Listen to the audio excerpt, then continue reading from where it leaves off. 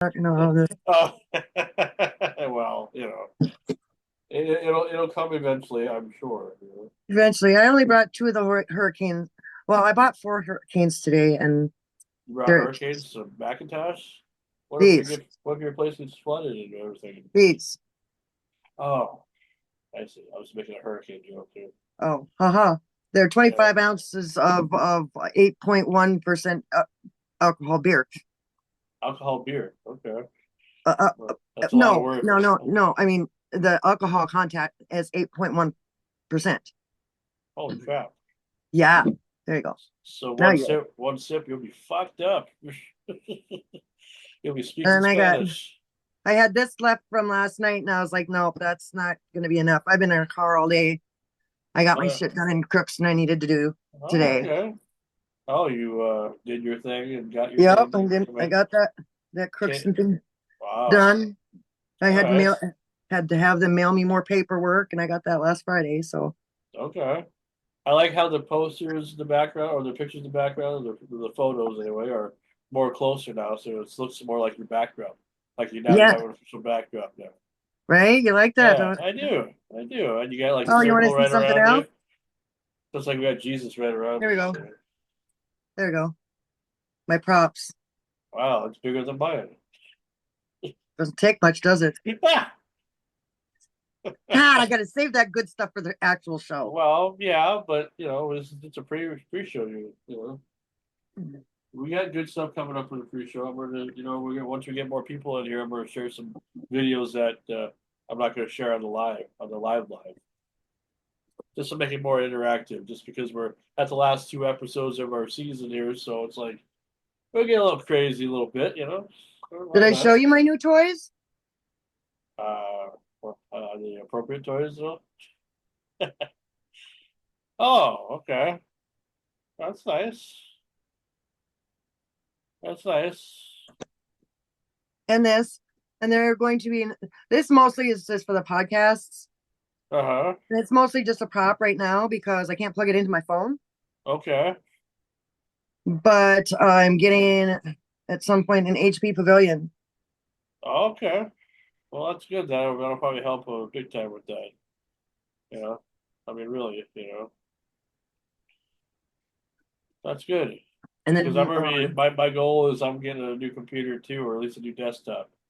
Because the video card's acted up a little bit here and there. Like I'll be like, unless we do things like this or whatever, but it's like for some reason it just wants to, like, when I watch a YouTube video or whatever, it wants to like freeze the video sometimes, and it just doesn't want to process the way it should anyway. So I mean, here and there, it doesn't do it all the time. It's like I want to watch high resolution videos when I'm paying $15 a month for premium. right.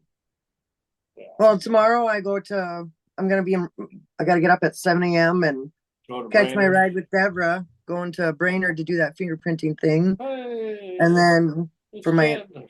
for my new job, and then Friday I take the state exam. Wow. I'm really gonna be. Well, I hope everything really goes good for you, honestly, because that's Me just, too. It's gonna be good money if I can pass that's the damn test. it's just everything. All these obstacles. It's like you're on one big obstacle course. And if you even Oh, like, if you do like this like breathe the wrong way, it's like, oh, that's a check mark. right. So, Yeah, uh, that's why I had to get. I figured having the extra camera would be a good idea. sure. So they can see the whole room. They have to look at the whole room that you're in and make sure you don't have any tissue boxes or pieces of paper or anything that notes could be on. Sure. Uh, I don't want And you you to get, cheat. yep, They want to make exactly. sure you are who you say you are. Oh, good. Finally got it. How's it going, Ken? How's it going, Anthony? Hello, Uh, pretty good. good to see you. Good to see you again. So you Yeah. must be like busy every other Monday then, Ken, huh? I Uh, didn't know well, what your schedule was at all, so that's why when I invited you on the show, I wasn't sure how often you'd be able to show up or not. well, part of it is what happens at 6 o'clock for you happens at 3 o'clock for me. Oh, you're talking like you're doing another show? Well, no, but if I'm Different not time zone. home or something's going on, and all of a sudden I'm like, I'm thinking his show's at 6, and then I look at my clock and it's like 4:30. I'm like, shit. Oh, you mean the time? Okay, you got the times mixed up. Okay. Yeah, time zones. Okay, that's what. Okay, I did. Okay, I get you. Well, the time will always be the same. At least even going into the new season because in January it's at 6 o'clock. Well, 5:30 my time, 3:30 your time, but with the 5 o'clock pre-show because I like to include the pre-show just because it's a little extra. I felt like now that we have an actual crew and people are starting to really like the show and everything, I feel it's best for us to do as much as possible for the time that we have. You know, that way, Yeah. then everything just makes it sense anyway. We also got a new honorary crew member here who's going to probably be joining us a lot more during the next season. His name is Roger Rivera. He's from my area. Say hi, Roger. Hi everybody, how you doing? Hey, what's happening? He wanted to be on the podcast because I told him about it here when we worked together at the casino and everything, and so I thought, well, hey, you seem like you fit right in. So, Lance Warlock. and yes, the legendary Lance Warlock. Hi, guys. Lance Hi. Warlock. Nice to meet you, Lance. How the heck is everybody? Yeah, we're doing all right. My Steelers are 8-2 after beating the Baltimore Dead Birds. I forgot all about my Seahawks yesterday, and they barely squeaked it out. Wow. What did you guys think of that fight? I'm wearing Which my one? Bumblebee throwback Steeler jersey. Love it. Well, I we thought it watched was pretty good. I haven't seen a fight for a long time on television like that. Biggest Oh, yeah. hoax of the fucking anyway. Right? Well, they were back then anyway. Why, Ken? Did you have money right on that, or what? Well, no, but they had contracts signed that they weren't allowed to knock each other out. They weren't allowed to hit certain ways. Oh, If Tyson okay. knocked him out in the first round, he didn't get paid. Well, no, if he Oh. knocked him out at all, it was contracted. Neither one could knock out either one. Neither one could hit each other so many times He around. just, like, Let's face just it. put his arms up. He's like, nope, I'm done. So There's little basically teenage just- girls in slap fights over the last mascara at the Kmart Cosmetics stand put up a bigger fight. Yup. Wow. Them Yeah. two girls that fought the two girls that fought before that fight were awesome. And Oh I They yeah, don't were. that know was a if good you, fight. They were fighting. Yes, Yeah. they were. you So- guys know Paul who was this just Jake like, Paul is? Okay, give me my money. So basically, the main event was the scripted match, and everything else was pretty good. The undercard Yeah, it was better like a than the main wrestling event. match. Okay. And sometimes that happens in wrestling events where the undercard matches are better than the main event. You get hyped up for The two Brock Lesnar undercard versus fights were Goldberg. way better than the main event. You Yep. get hyped up for Brock Lesnar versus Goldberg at Survivor Series 2016, and you get an under 2 minute match. But yet all the other matches were way better. I remember that. That's why the UFC on Saturday night was better than the Netflix fight, but it was Oh, yeah. still enjoyable shit. You had to watch it, right? John Jones, he wanted to retain his belt. He's good. And I bet you it didn't buffer half the time.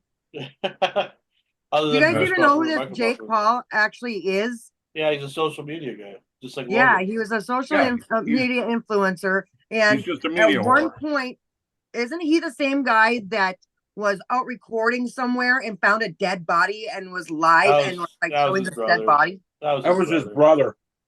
That's Logan that was his Paul, brother, who's a okay. current WWE superstar. Oh, wow. I never heard that one. And the thing about the Pauls when it comes to Logan anyway, I don't know if you guys Logan mostly Paul, watch his yes. wrestling ability, but he's actually pretty good. I mean, while he probably, as far as somebody who is a media whore as well, yes, he's definitely somebody who's I'm not that interested in his YouTube content, but I'm interested in he's proven that he can go on when he does these matches. Regardless of what This type of is contract Logan or you're whatever. talking about? Yeah. Logan, Okay. is willing to fight. Logan is willing to actually, go the distance because he's had a few good matches in WWE, and man, I tell you, Oh, he's okay. done pretty well. He's held some championships too. What? Yeah, he's a former United States champion already.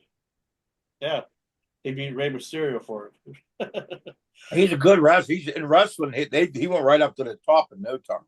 And that's because of his name, but then they found out he could actually wrestle, kind of like what they did with Bad Bunny. See, some of these people that they invite out to do this stuff, they don't realize that some of these guys can actually you know, are dedicated that can actually do it. You know, there's a Right, because when right. Bad Bunny came on and then prefer, you know, because Bad Bunny's just a international entertainer or whatever. What does he know about wrestling, right? Or being athletic, right? Well, they gave him a chance with at WrestleMania, and he proved that he was very dedicated to the craft. So Yeah, yeah. same like that defensive end that it played for the Steelers. Oh, I can't remember his name. He just died. He Oh, went into the WCW and cleaned house.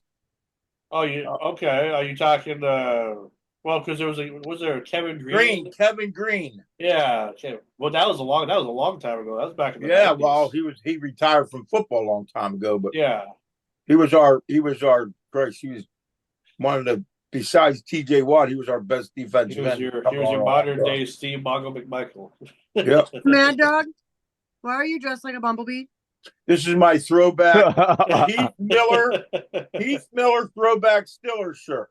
Oh, okay. What So I era? love it. Last night, since we beat our rival and hated Baltimore Ravens, I figured I'd wear it tonight.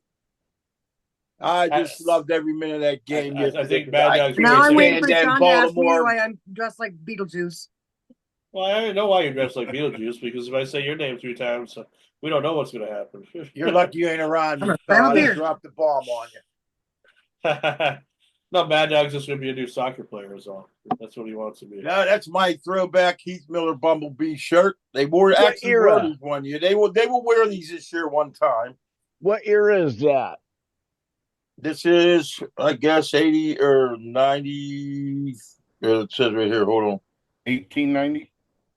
Okay. 2012. Wow. 2012. Huh. All right. My Since son, every year my sons would buy me a throwback jersey. And I used to have them hanging all on my walls in here. And I could never fit in them because they were always, modest throwback jerseys. So now I lost 148 pounds. I'm starting to be able to fit in them. So I figure, well, I look at them on the wall. I'm going to start wearing the damn thing. There you go. So I got throwback from every team. Kansas City, every football team I got, all except for Dallas. I will not wear a throwback Dallas jersey. Never. You look like a sexy beast there, Bad Dog. So don't worry. It's okay. Woo! Well, okay. So what I'm going to do right now, since we're doing the pre-show, I'm going to do kind of like what I did last time. Of course, we're not going to re-air the Mad Dog comedy. That was last week's deal. And if you watched the full show, you saw the replay of it and everything. That was just a surprise. That was just an Easter egg on Mad Dog, because I thought that was kind of fun just to see him do some comedy and everything. Something I randomly just found on the internet. I was just doing some research. But I got some funny stuff for you guys. Something that'll make you probably almost pee your pants. And I'm gonna play this stuff during the pre-show here now, just to get us a little bit warmed up anyway. That's easier with each passing day, Oh, you do that quite often, right? All right, so I'm gonna find the video here for you, the first one, and just don't think too much about what you're gonna see. Just go along with it, and then we'll have a discussion afterwards. So this is the first one right here. Everybody can see? Yep. Yeah. Here we go. Hey, Nikki, found these. Oh. Thanks, Brian. What are those? They're wipes for electronics. Yeah, like computer monitors mainly. My computer monitor is very dirty. May I have one? Sure.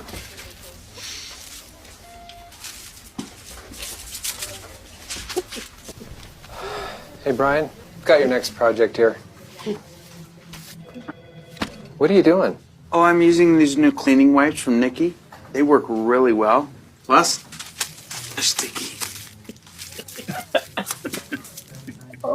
Oh, they're sometimes called pads, and really the best ones for computer monitors, they're called overnight pads. They're like non-abrasive, and they do LED, LCD. So the best for computer monitors, overnight pads. Do you think Nikki would have any overnight pads? I don't know, that's a good question. Anyway, thanks for doing this.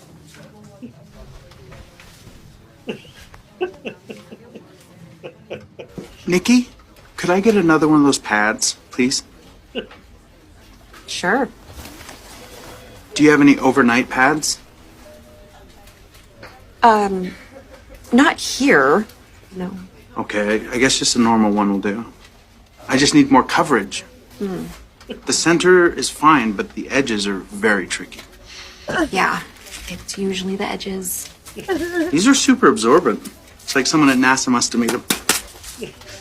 I'm glad one of us is enjoying them. So what's your thoughts on it? Let's have a discussion.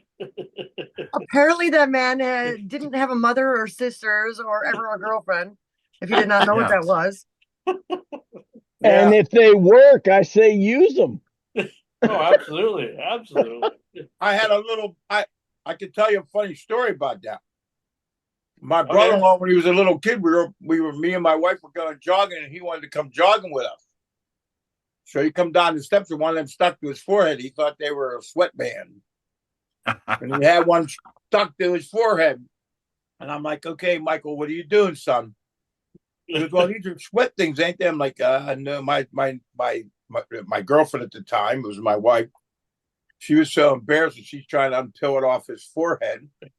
He thought they were sweatpants, Yeah, like a headband or whatever. Yeah. You know, we in our medical kits we had ones with like 4 feet of gauze out each side, and they were for wrapping around your torso if you got a bullet wound.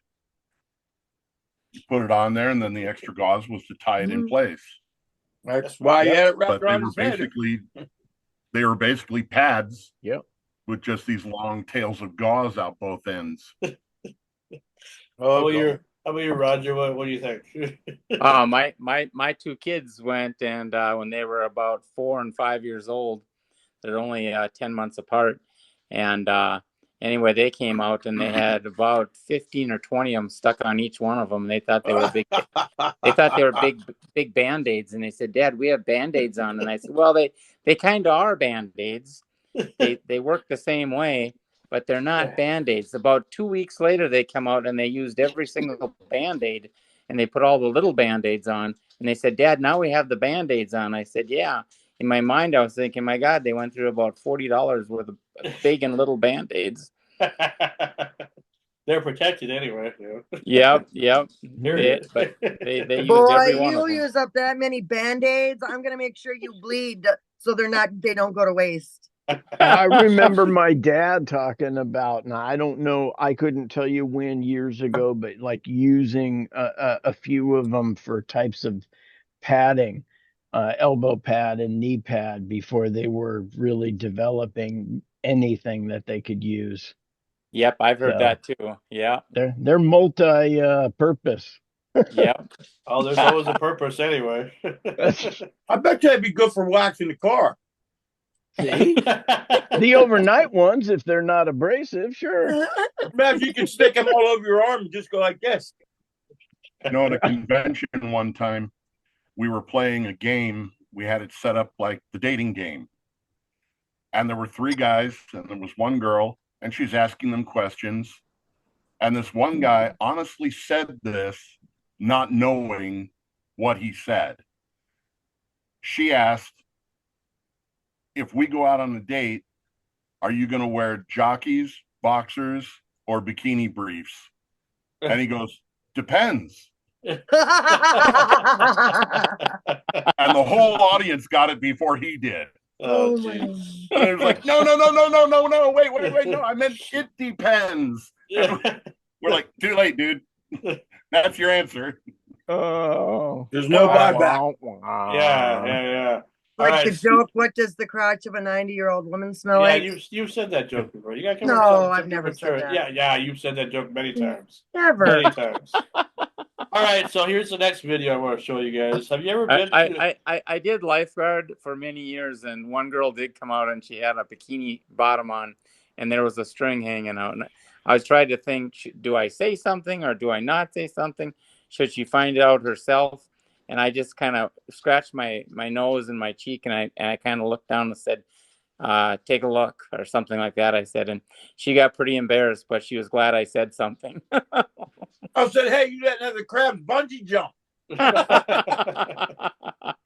right. A meme I saw, it said, "Who lit the fuse on your tampon?" Yeah, that's right. That's Tails right. hanging out, lady. So the next clip that I have for you guys, have you ever been to a wedding? Well, most of us have been to many weddings, Thousands. I'm sure. Have you ever been to weddings of people with funny last names? Well, here's a compilation of some. Don't think too much about this, and then we'll discuss it. These are people with interesting names that just perchance, per fate, met each other and fell in love. I want to warn you, some of these are rude. There's the rather grim wedding. There's the strange and slappy wedding. The small husband wedding. Oh my God. It's the Reamer Orler wedding.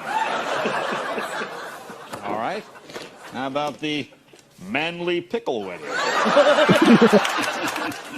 There's the Lusty Johnson wedding. How about the Wrinkle Johnson wedding? It's the Wiener Frost wedding. So faithful. It's hard to believe these two people met, but it's the Pecker Paradise wedding.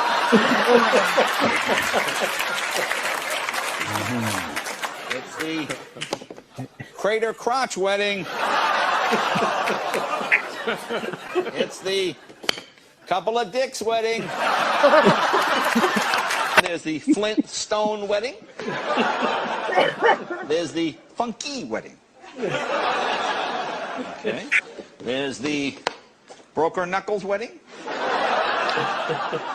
Okay, you get a little racer with the Bear Teats wedding. Might want to see a doctor if you go to the Tool Burns wedding. There's the Anus Biter wedding. Unbelievable. The Wide Hole wedding. Go Down Gross wedding. The Johnson Whacker wedding. The Semen Sample wedding. No way. The Cockman Dick. There's the Fight Stab wedding. How about a Miller Brewski, huh? Miller Brewski. It's the Money Hider wedding. It's the Tune Her Up wedding. There you go. It's the Gross Panty wedding. How about the Fur Burns wedding? Fur Burns wedding. The hairy bush. It's the Large Tinky wedding. It's the Hole Drilling wedding. It's the Widener Moore. There's the Sharp Pain wedding. There's the Outhouse Burns wedding. I like this one. Sal Schmel. Sal Schmel wedding. It's the Full of Beers wedding. Here's a couple that had his truck stolen. It's the Cokehead wedding. I mean, you know. What are they thinking? It looks like it. Look, they both look. He's handsome. She's beautiful. It's a lovely. He said, it's the Cokehead wedding. I mean, who doesn't see that? It's the Mouse Crap wedding.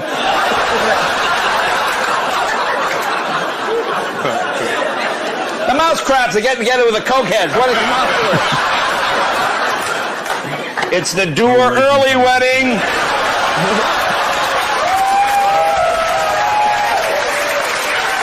Breast Mash wedding. The Pickle Rider wedding.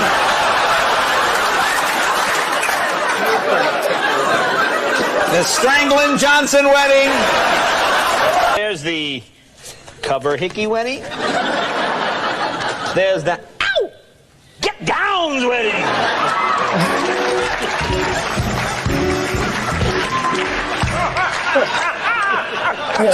There's the Bender Flat wedding. How about the savage hooker wedding?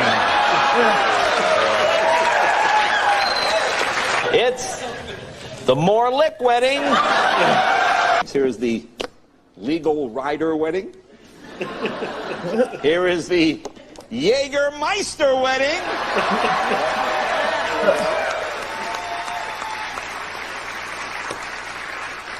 Here are two people that were just made for each other. The Wiener and Burger wedding.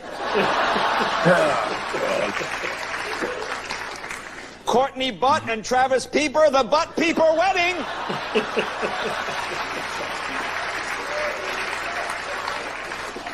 Clymer Moore.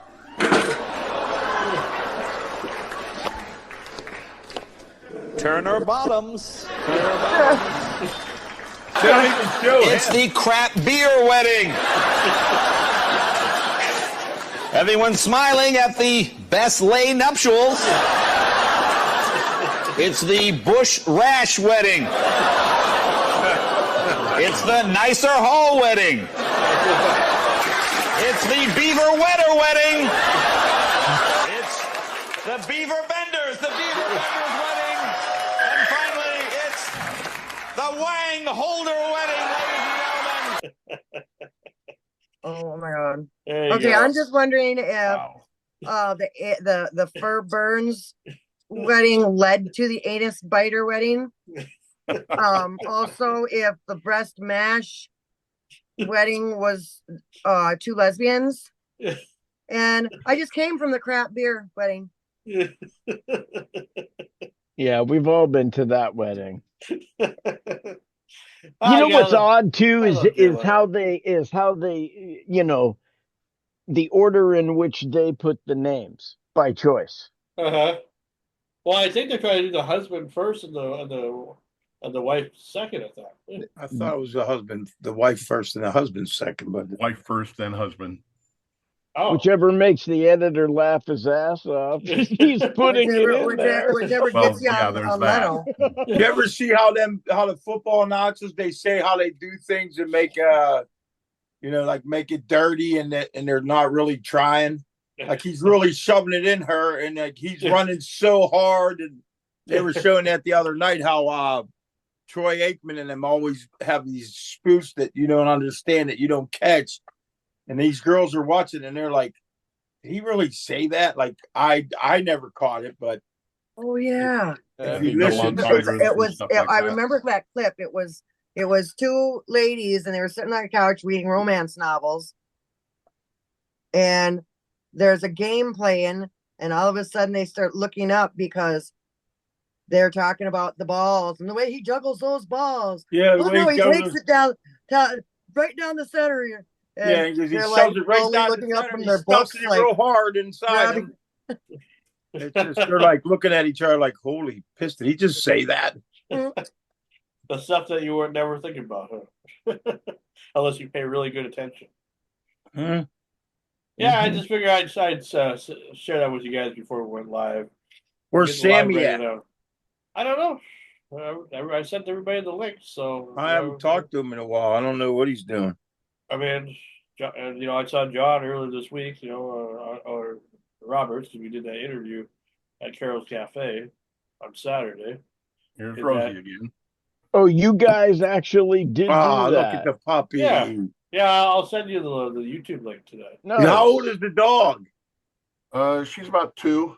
Oh, she looks like a puppy. Aw. Yeah, she's a miniature Rottweiler. Oh, they're cool. I want a real one. I want one of them big mad. My wife don't like big dogs. I got to get little dogs. Well, she has one. She has a bad dog. I have the mad dog, but I have a beagle who thinks he's I don't know what he plays. He plays with a rabbit. I have a free range roaming rabbit in my daughter's room, and the dog. I let a rabbit out of the cage in the morning to let it roam around the house a little bit, and then I'll let the beagle out, and the beagle will find him. And when he finds him, he plays with him. Jesus Christ! I got a dysfunctional family. Yeah. We had rabbits As long and as he doesn't parrots play too rough. and cats and a Doberman, and the parrot was the one who was in charge. Oh wow!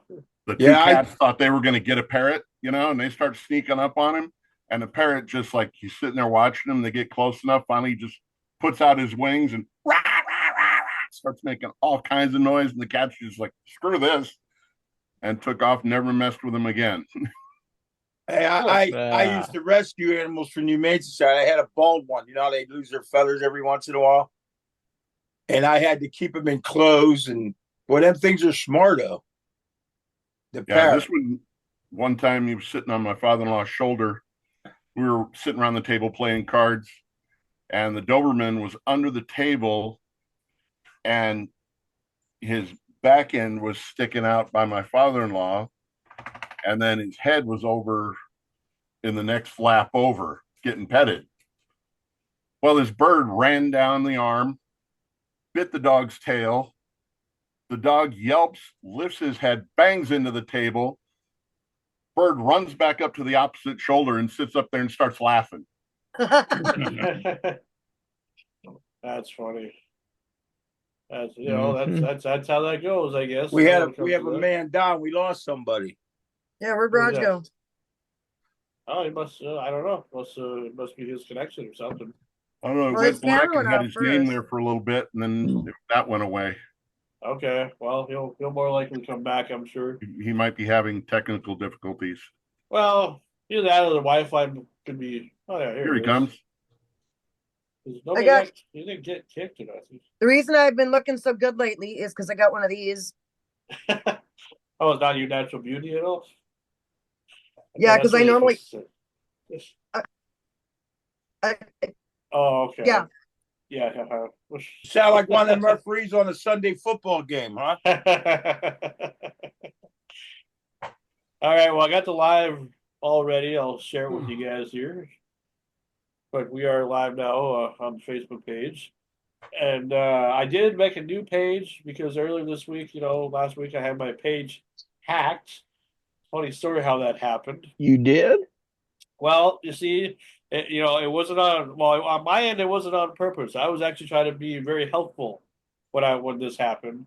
Somebody who was a friend of mine on Facebook, who I barely ever talked to, but I thought, well, I didn't think that I was getting hacked at the time. I just thought I was doing something nice for somebody. So, story goes, on Wednesday evening, when I was coming back from Fargo, friend said that his Facebook page got hacked or got locked up or whatever, and so he needed my phone number to unlock it. I was thinking just to send me a code just so I could help him unlock his page. Didn't think that I was going to be getting what happened afterwards. So, well, I didn't know. Bobby Dragler, he was the one that sent that to me, and I was just like, I never talked to the guy. I mean, we've had him on the show and stuff, but I thought like it's somebody I talk to every day or whatever.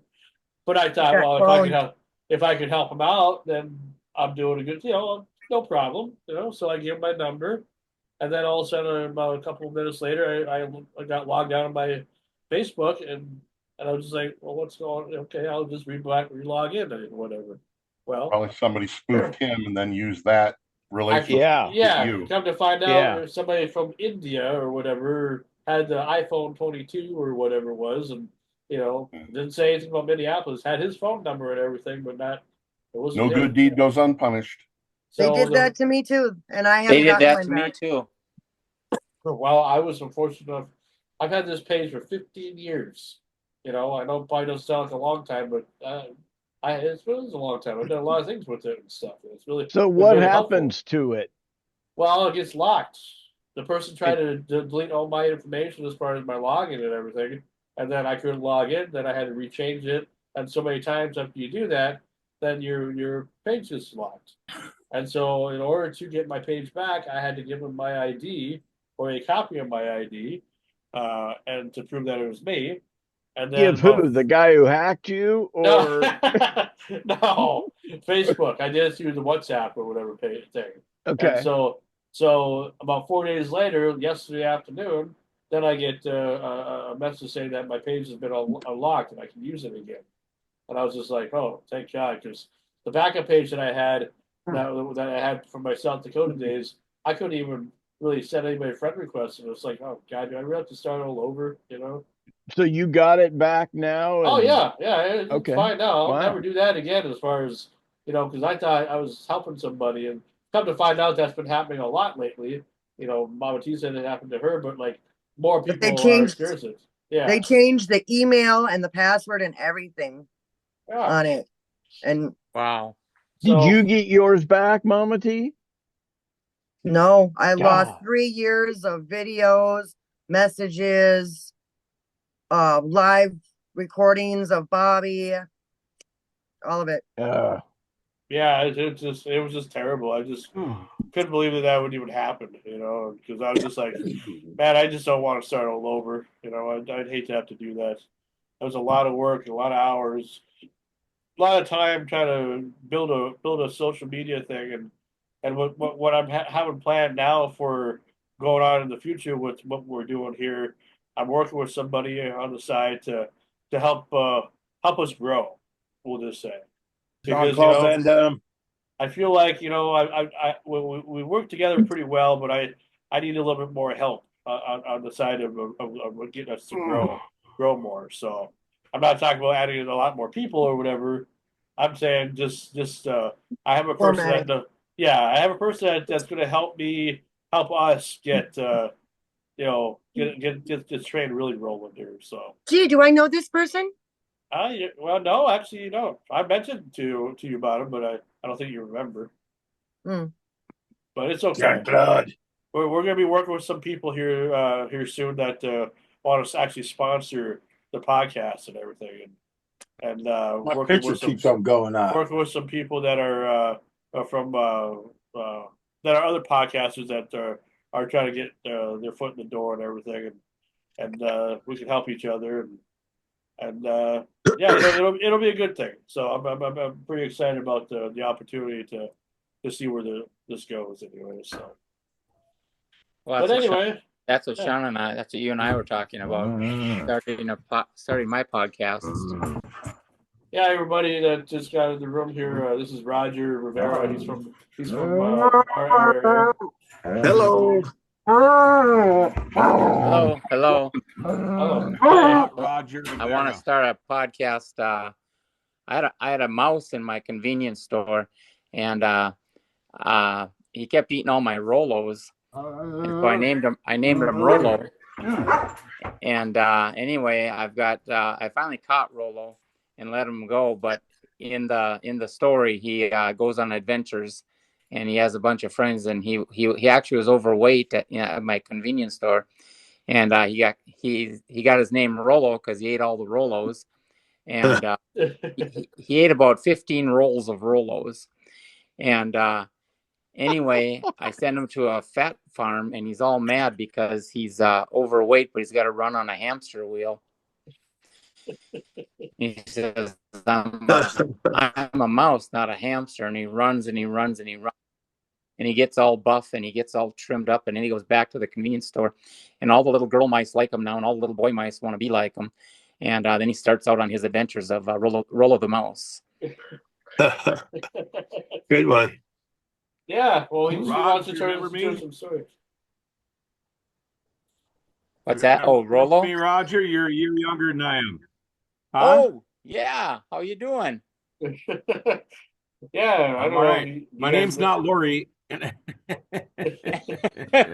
you know? Do you guys know each other at all?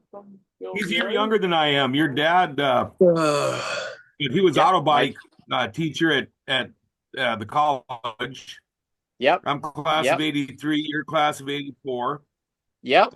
That's right. Robbie was my real name, and I'll just leave it at that. Yep. Yeah. Yeah. My dad passed away about 6 years ago, and he was a storyteller I heard too. that. He was a storyteller too, was. and I guess I've got the gift of gab of storytelling.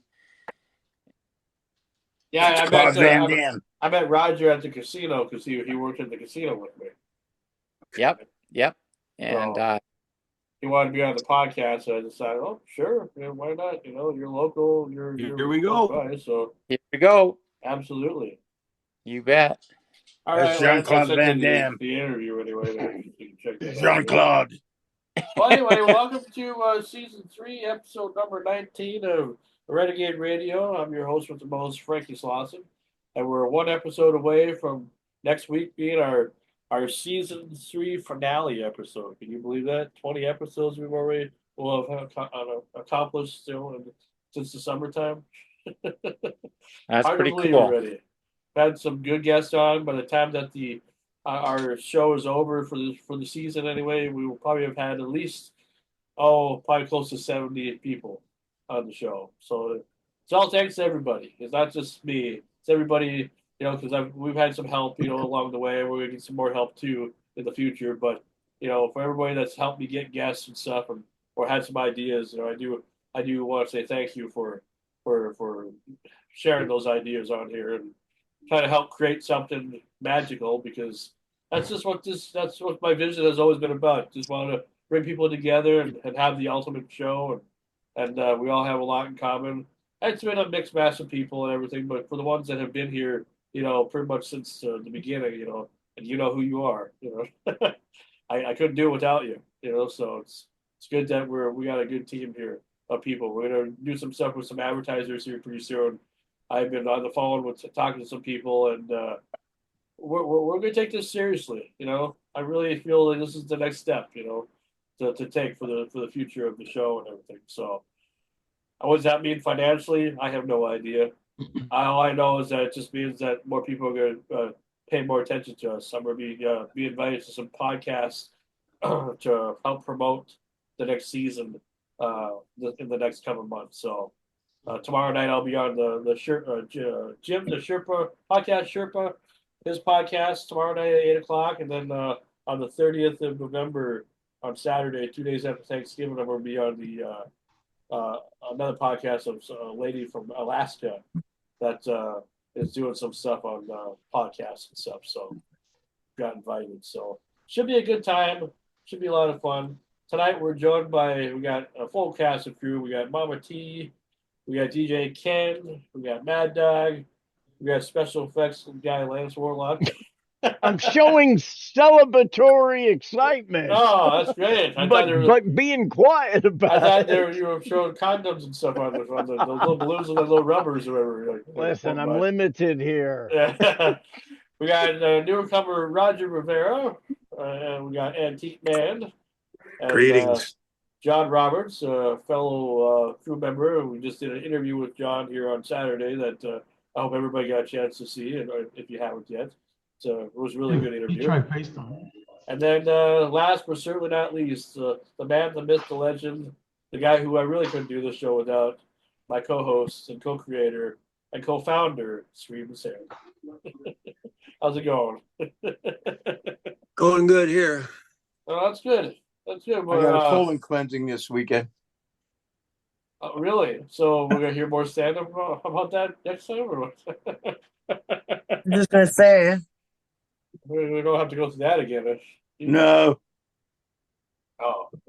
Well, anyway, so we watched some videos on the pre-show, and for those that weren't here on the pre-show, you guys want to kind of explain to John and Sam and Antique Man what they missed? Anybody want to tell them?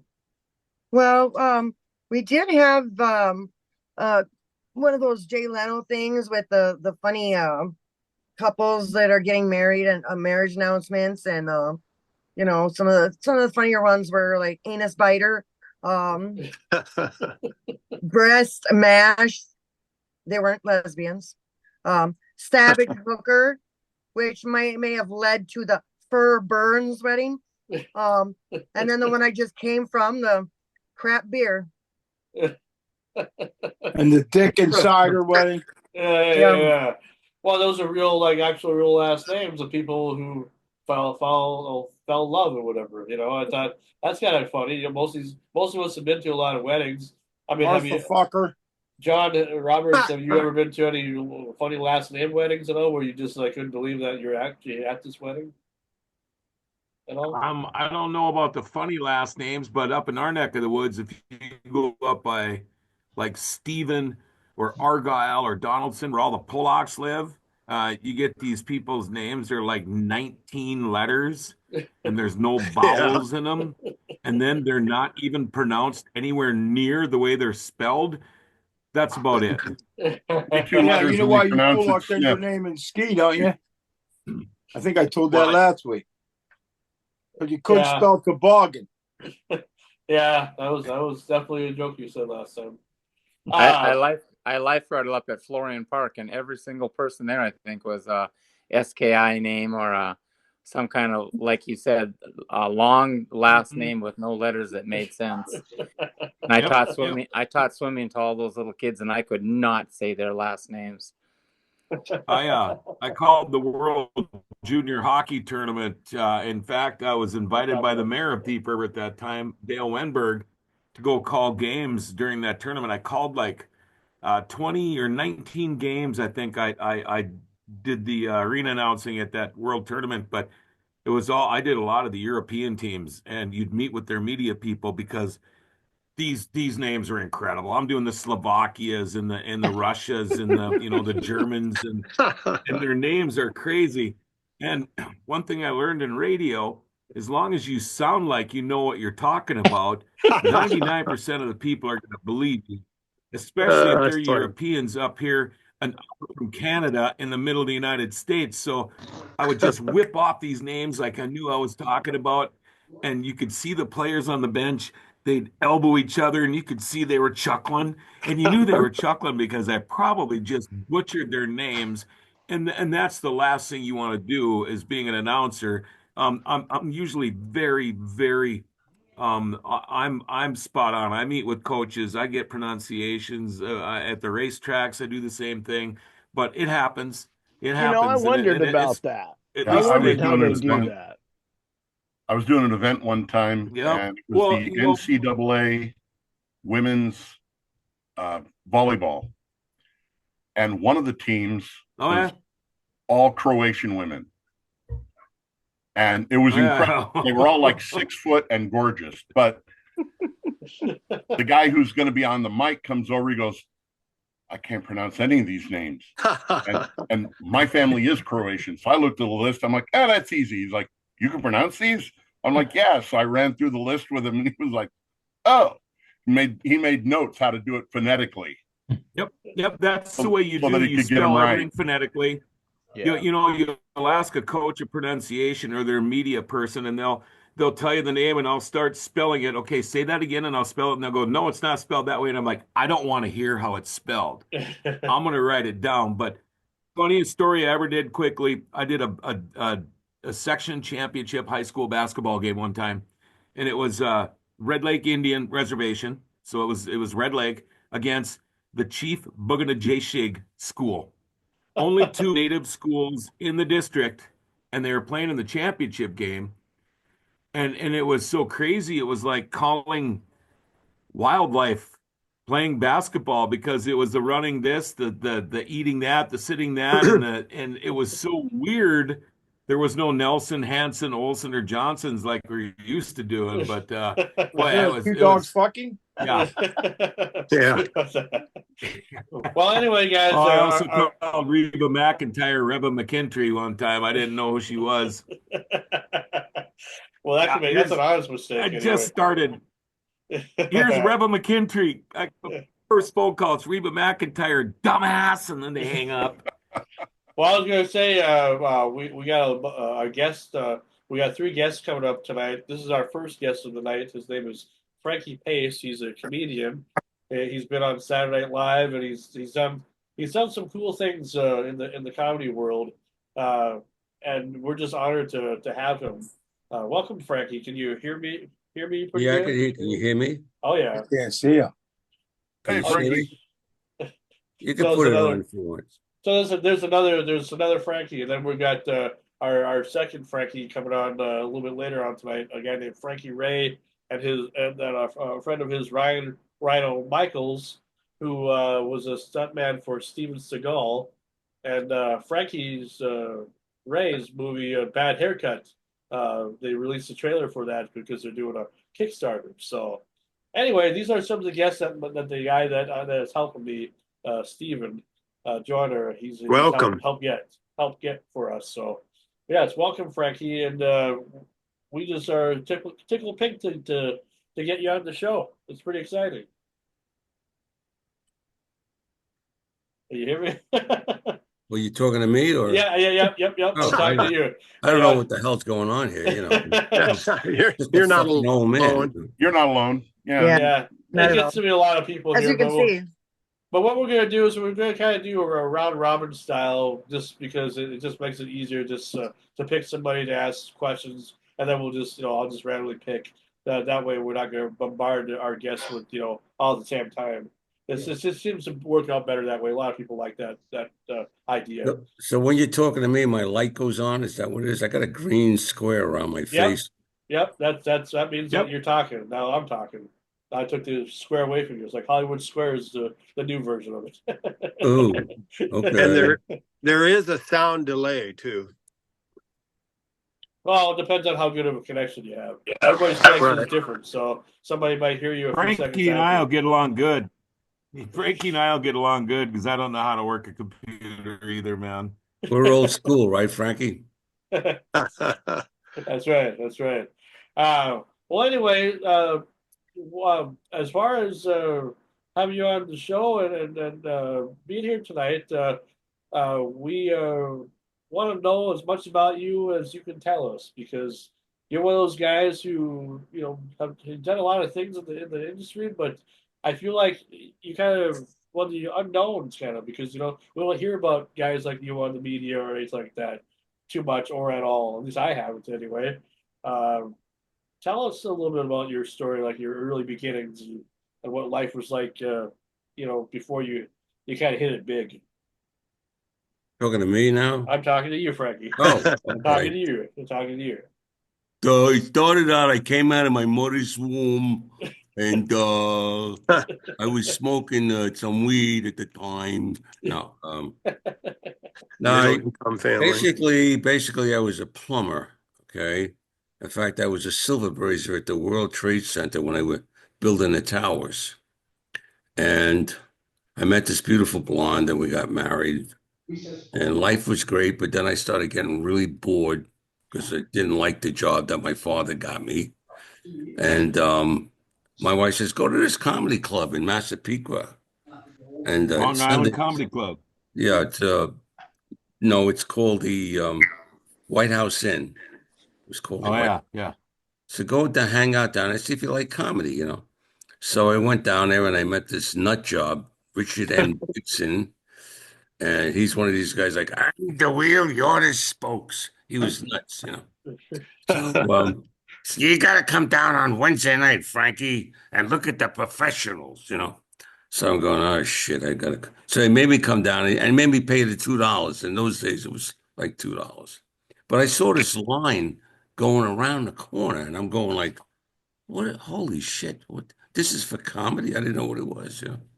So I paid the $2. I went inside and I sat down and I saw Bob Nelson, Eddie Murphy, Jackie Martlin, Richie Minervini, and all these guys. It was a Wednesday night and the place was packed. And I just looked in awe and I says, shit, I got to do this, man. I got to do this. So I started hanging out on Sunday nights. I wasn't getting paid. And he would say shits like, well, you're B9. That sounds good, doesn't it? You're a B9. But it didn't tell you that there's A1, A2, A3, A4, A44. So I'm there till like around 11 at night, and I got to go to work the next day because I'm a plumber. So I got up there and I did 5 minutes and bombed. You could hear crickets outside. It was terrible. But I kept going. My wife insisted I keep going. And then I, kind of got friendly with Eddie. And Bob Nelson was an inspiration to me. You know Bob Nelson at all? No. And you guys, well, Bob Nelson was on the Tonight Show and he did the football routine with the Oh balloon. yeah. Leon Wilson, number 72. No, Yeah. Oh shit, I'm 27. 27. Yeah, right. That's him. And Bobby saw me faltering and he said, you're a French cartoon. And I looked at him, I was, the fuck is wrong with this guy? He says, you're a French cartoon. You should be doing props. So I looked and I said, I don't know. I don't even know what I'm doing here. So I did it for like 2 months.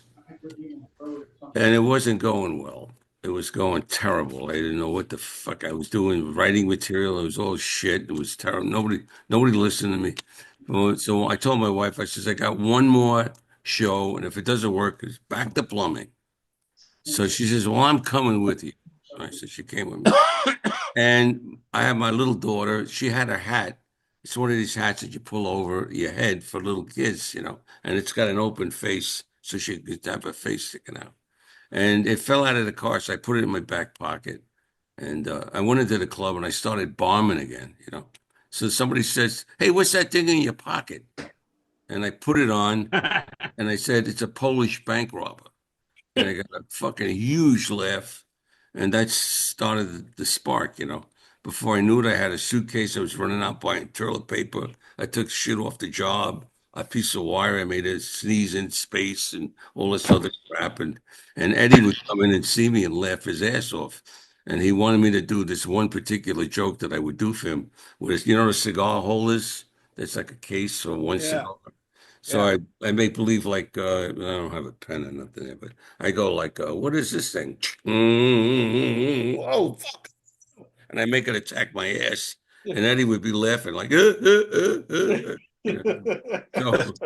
So we became friendly and all that. And I was friends with the guys, and I started working. And in those days, all the comics grabbed a club. They got a club, and everybody worked. So we worked out in the island. We worked 4 nights a week, doing 20 minutes, 25 minutes. And in the city, those comics would wait a week to do 5 minutes. So we were advancing very fast. And they hated us. They called us all suitcase comics.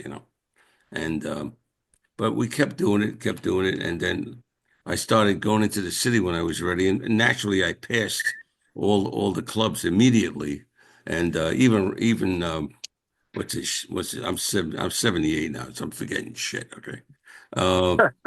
Bill Maher is the MC there, and Rick the owner of Catch a Rising Star says this guy's going to be a regular, and Bill goes, I found him. I turned to him. I said, what the fuck are you talking about? You found me, man.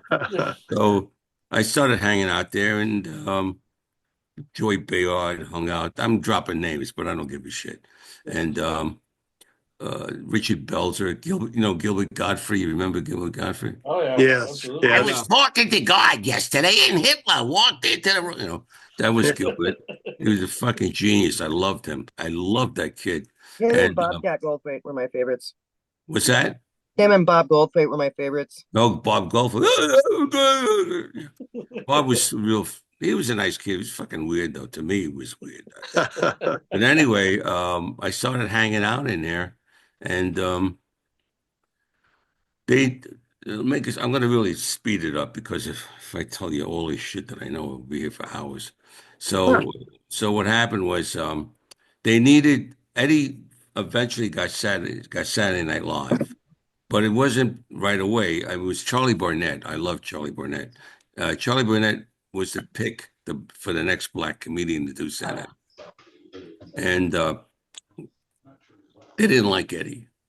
And later on, they found out Charlie couldn't read and he was dyslexic, so they had to let him go. But they had the same manager, Bobby Wax and Richie Tinkin. So Bobby Wax says, "All right, we'll let Charlie go if you take Eddie." So they says, "All right, we'll take Eddie." Says, "All right, but you still got to pay Charlie $250,000 because." What do you mean? Because well, it's contract. He signed it with an X because that's how he signs. So they were pissed off. Meanwhile, Eddie got Saturday Night Live, but a lot of the comics were not happy about it. And I went up to Eddie and I congratulated him and gave him a hug and everything. And I guess he never forgot that. And going now, I'm speeding it up. I'm going to speed it up because I can see some of you guys look fucking bored.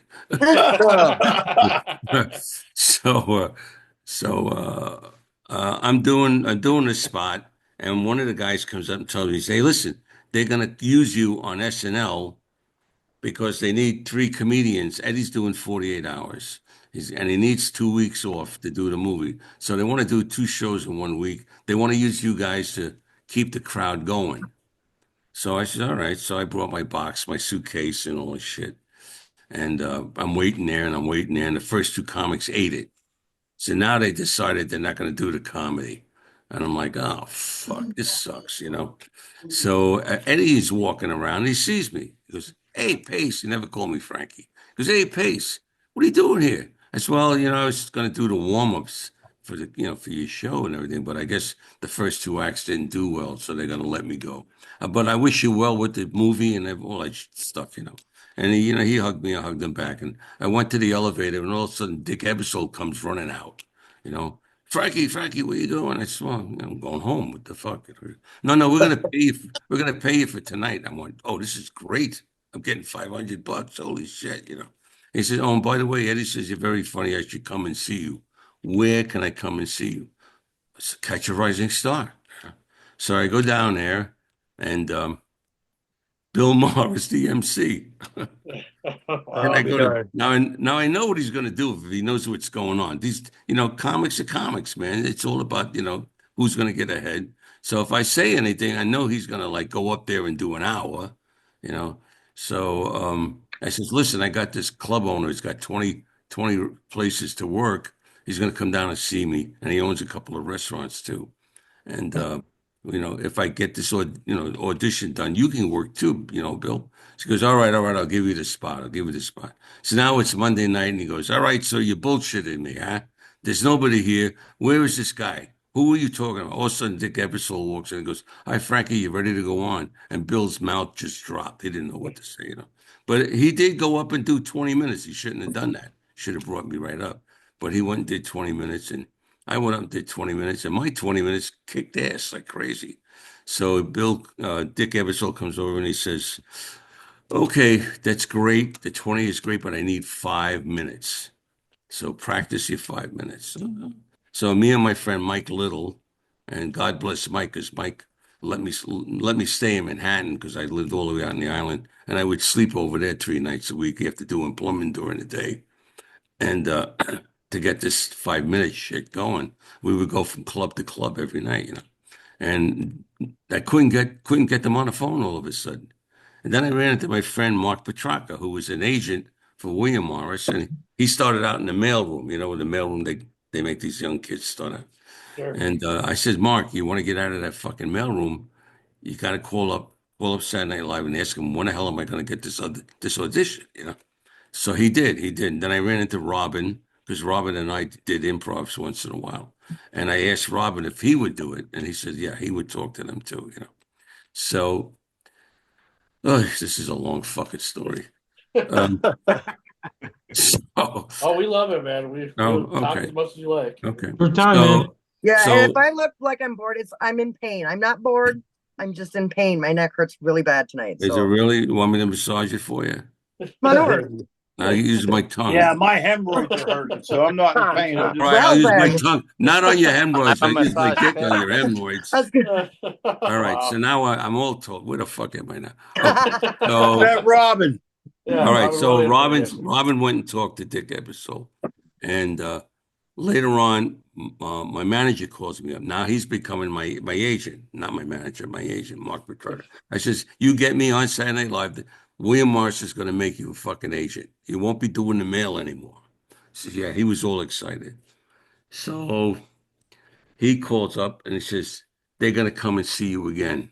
But he fucked up. He called up the club and he said, oh, this is Mark Petrarca from William Morris, and I have another audition for Frankie Pace for Saturday Night Live, and we'd like it to be Thursday night at 10 o'clock. And they went, yeah, okay, thanks a lot. And every fucking comic that was in a club auditioned before me. And they're all doing like 10 minutes, 15 minutes, and they're all shaking in their boots. Dick Ebersol's sitting there, and they're all like fucking up left and right. The MC's not doing his job. He's fucking up left and right. I'm in the back pulling whatever hair I got left in my head. I'm like, oh, Jesus, I don't believe this shit, So I forget his name now. This comic that was on shit. I should have wrote this shit down. Anyway, he came over to me and goes, Frank, what they're doing to you is not right. I know what you're going through. I tell you what, I'm going to go, and nobody can get the crowd. Nobody can get the crowd. The crowd was not going for any of these comics because their timing was off, They were so nervous They were doing 20 minutes. He didn't want 20 minutes. He wanted 5 minutes. I didn't tell anybody that either. So now they're all bombing left and right. And he comes over and goes, I'm going to go up there. I'm going to get him within 3 minutes. And then I'm going to mention your name. I want you to run up real fast. Don't let the MC get in front of you because he'll do 20 again and fuck up the crowd. So you get up there. And if he's behind you, he can't get up. So long story short, he fucking kills. He's killing him. He's like, I'm going to bring up my friend Frankie Pace, right? And he brings me up there, and I do the 5 minutes, and the place is roaring. Everybody's like having a great time. I walked off totally depressed. I went into the bathroom to take a leak. Somebody's tapping me on the shoulder. I almost pissed on him. Nick Eberstol's there, tapping me on the shoulder. He goes, "You're going to do the show." I says, "Okay, great. Going to do the show. You know, it's great." 2 months go by. Nothing's happening, right? Nothing's. I'm going out of my mind. I go, Mark, we got to do something. So he's calling every day. I ran into Robin again. Robin had to, he like emceed the show. Everybody emcees the show. So Robin was emceeing the show that week. And I guess I hope they talked to him again. And then they finally decided, I had my car on the lift. I was in the garage. It was a Friday. And my mechanic gets a phone call. He goes, "Hey, Frankie, there's a guy on the phone who wants to talk to you." I says, "Oh, who is it?" He goes, "I don't know." I don't know. I said, "Well, what's his name?" He goes, "I don't know. Willie Morris." I ran over there. I got the phone. It was my agent. He goes, "You got to get your ass down here. You're doing Saturday Night Live tomorrow night. So you got to come down here to do the blocking." So I got the car down and grabbed my shit, ran down there. And they do blocking and make sure that they got everything right, you know. And so I'm on. Next night, I get there, and I find out my spot is like 12:50. Like, you know, that's the time where everybody shuts their TVs off and goes to bed. So I'm fucked again. You know? So, now I believe there's a God. I do believe there's a God, man, because I'm with my friend Barry Berry. Barry was one of the writers for Living Color. I don't know if you remember that show. Yeah. Oh, absolutely. Him and Frank Lonely Guy. Me and Barry were very close. I lived with him for a while in Las Vegas. I mean, in Las Vegas, Los Angeles. And I said, "Barry, why don't you come with me? We could, you know." So yeah, all right, man, I'll come, you know. So he came, and they taped the first show, and the group that got the great spot was Madness. I don't know if you ever heard of them. Yeah, I actually They, have. they sing that Group, song, yeah. "Our House in the Middle of the Our Street." house in the middle of the Okay. street. Okay. Yeah. And they were so fucking stoned. The sax player was playing off key. The other guy was singing off key. I'm like, holy shit, what's going on? And Dick Ebersol comes in because they taped the first show to see what's going on, you know. Then they decide what they're going to do for the live show. So Dick Ebersol comes into my room, my dressing room, and he goes, "You're going to get was it the 10:50 spot? I think it is, or 11:50 spot, 10 to 12. And that's a primo spot." So, you know, I was like, holy shit, what's going on? They switched those guys. So I'm going to get ready to go out on stage, and fucking Barry goes, "Have fun, man. 25 million watching." I was getting my pants. Puckered up, didn't you? Yeah. So I went out there, did the show, Watertight. you know, and phones were ringing like crazy, and people were going nuts. One of my friends fell out of bed. He says, I couldn't believe that was you. Holy shit, what's going on?" And you know, people started calling me. I started getting dates, and there you go. Awesome. Nice. Awesome. That's pretty pretty- cool. Oh yeah, that is cool. That is cool. I was in the Best Western one night, and Phil what's his name? Hartman. Phil Hartman. Yeah, he was in there, and I was telling him stories, deer hunting stories and duck hunting stories. He was laughing so hard the tears were coming out of his eyes because I got some pretty funny deer hunting stories and duck hunting stories. And then I told him about my Norwegian zipper wrap. It's where I put a microphone down my pants and I put another one up, and I do a rap, and then I use the zipper as the music. And he says, and Phil looks at me and says, "What are you doing down there?" I said, "That's the music part." He said, I can't hear it. I said, well, get on your knees so you can hear it. And he started going down on his knees, and Phil Hansen jumps up. He says, I'm not getting on my knees in front of you in a bar. He said, no, that's funny. He said, you mind if I do that on Saturday Night Live? And I said, nah, go ahead. I don't know if he ever did it, but he said he was going to. I was doing Jimmy Fallon's show, and they wanted me to play a Kiss punk rocker, and I did this video bit.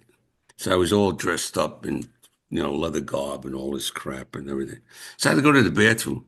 So I go to the bathroom, standing in the stall, and Martin Short comes in next to me. You know Martin Short? Yeah. Oh, yeah. Yeah, he's standing next to me. So I look at him and I go, hey, Martin, you're short. You should be taller. So he turns to me, looks at me, goes, I know, I'm having trouble trying to reach the urinal. I was pissed all over the wall. I was laughing so fucking hard.